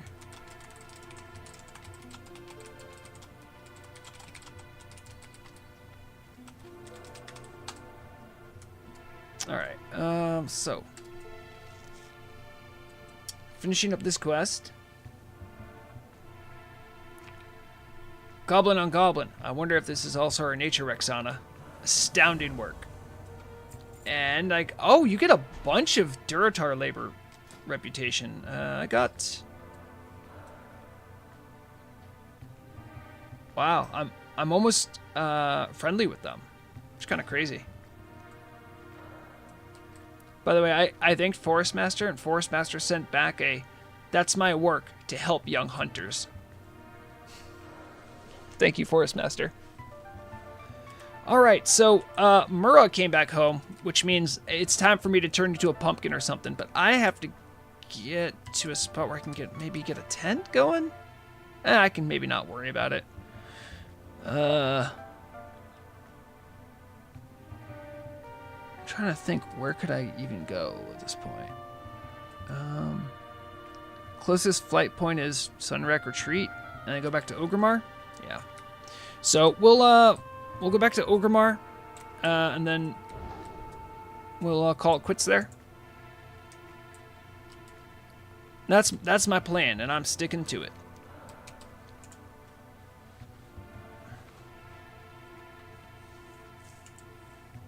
I mean, I think this entire stream series has been a masterclass in how not to rush. I'm definitely taking my time. 7 more seconds. Okay, speaking of rushing, this can stop though. Can it fall off when I'm done combat?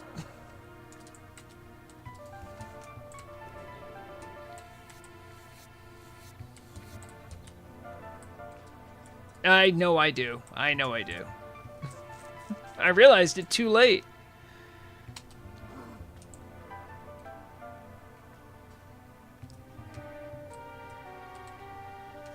But there's nothing better than feeling the wind in your orcish hair as you run through the arid landscape. Wait, is this, I gotta go north to go south.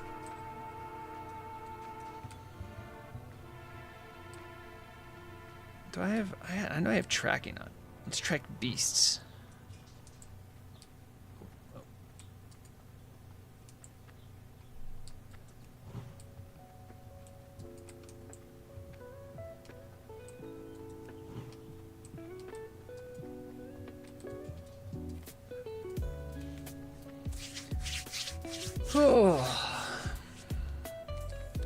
So let's see.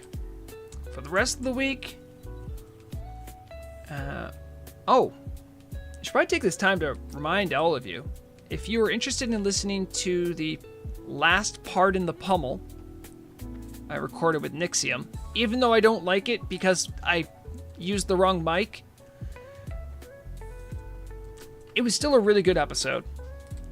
That should be live now on Everlook Broadcasting YouTube. You can go listen to it there, share it around.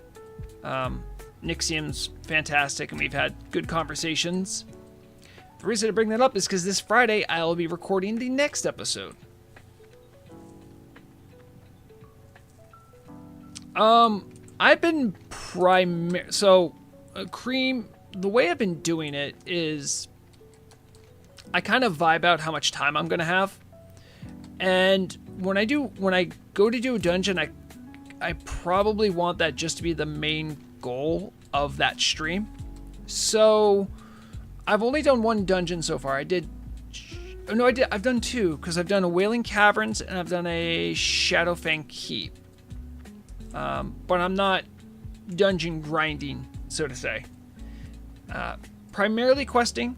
A lot of it for me is to explore and check out expanded content that I haven't seen, because I've played so long and I've added stuff I never got a chance to see it. So, but yeah, I definitely have. I wonder what I guess the next new content will be, like the new stuff in Scarlet Monastery and of course Crescent Grove, which I'm not sure. I can always do this. Group finder. We are getting to the point where Black Fathom Deeps is definitely on the menu. So maybe next stream I'll try to get a Black Fathom Deeps going. I have the flight point. It's a fun dungeon. It's actually one of my favorite. Is there an expansion area in Black Fathom Deeps? I don't remember. I think there is. It is, I think, an underrated dungeon. A lot of people sleep on it, and it's just a good one. I thought there was something with the Murloc area. Maybe I imagined that. Let's walk by the Flight Master. I did. I think I did.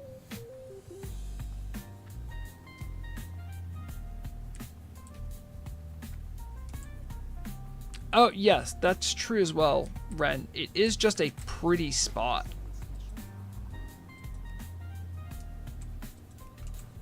All right, let's get flying.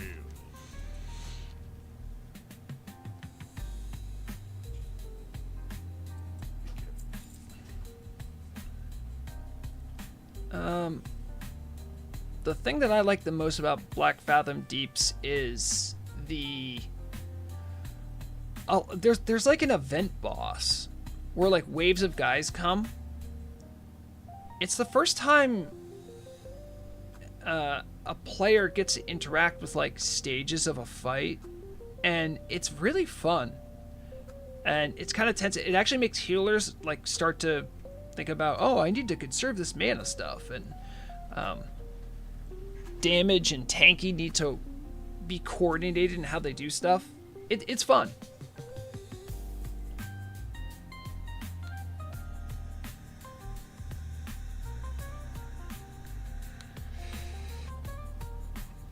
And I got another level, and I didn't put a point down anywhere. Carve has been a good investment.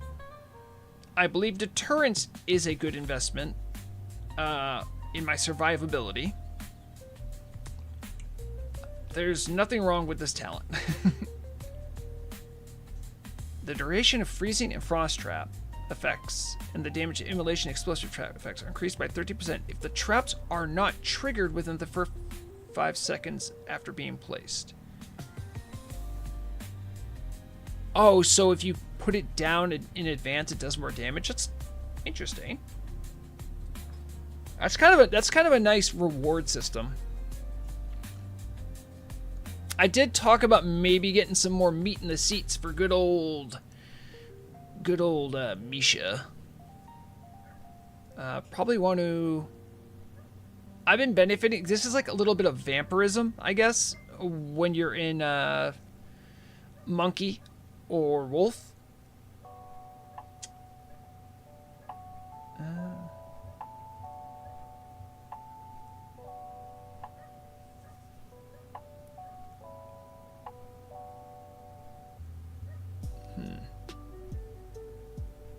I'll finish off this one, I think. That's where I'll go for now. But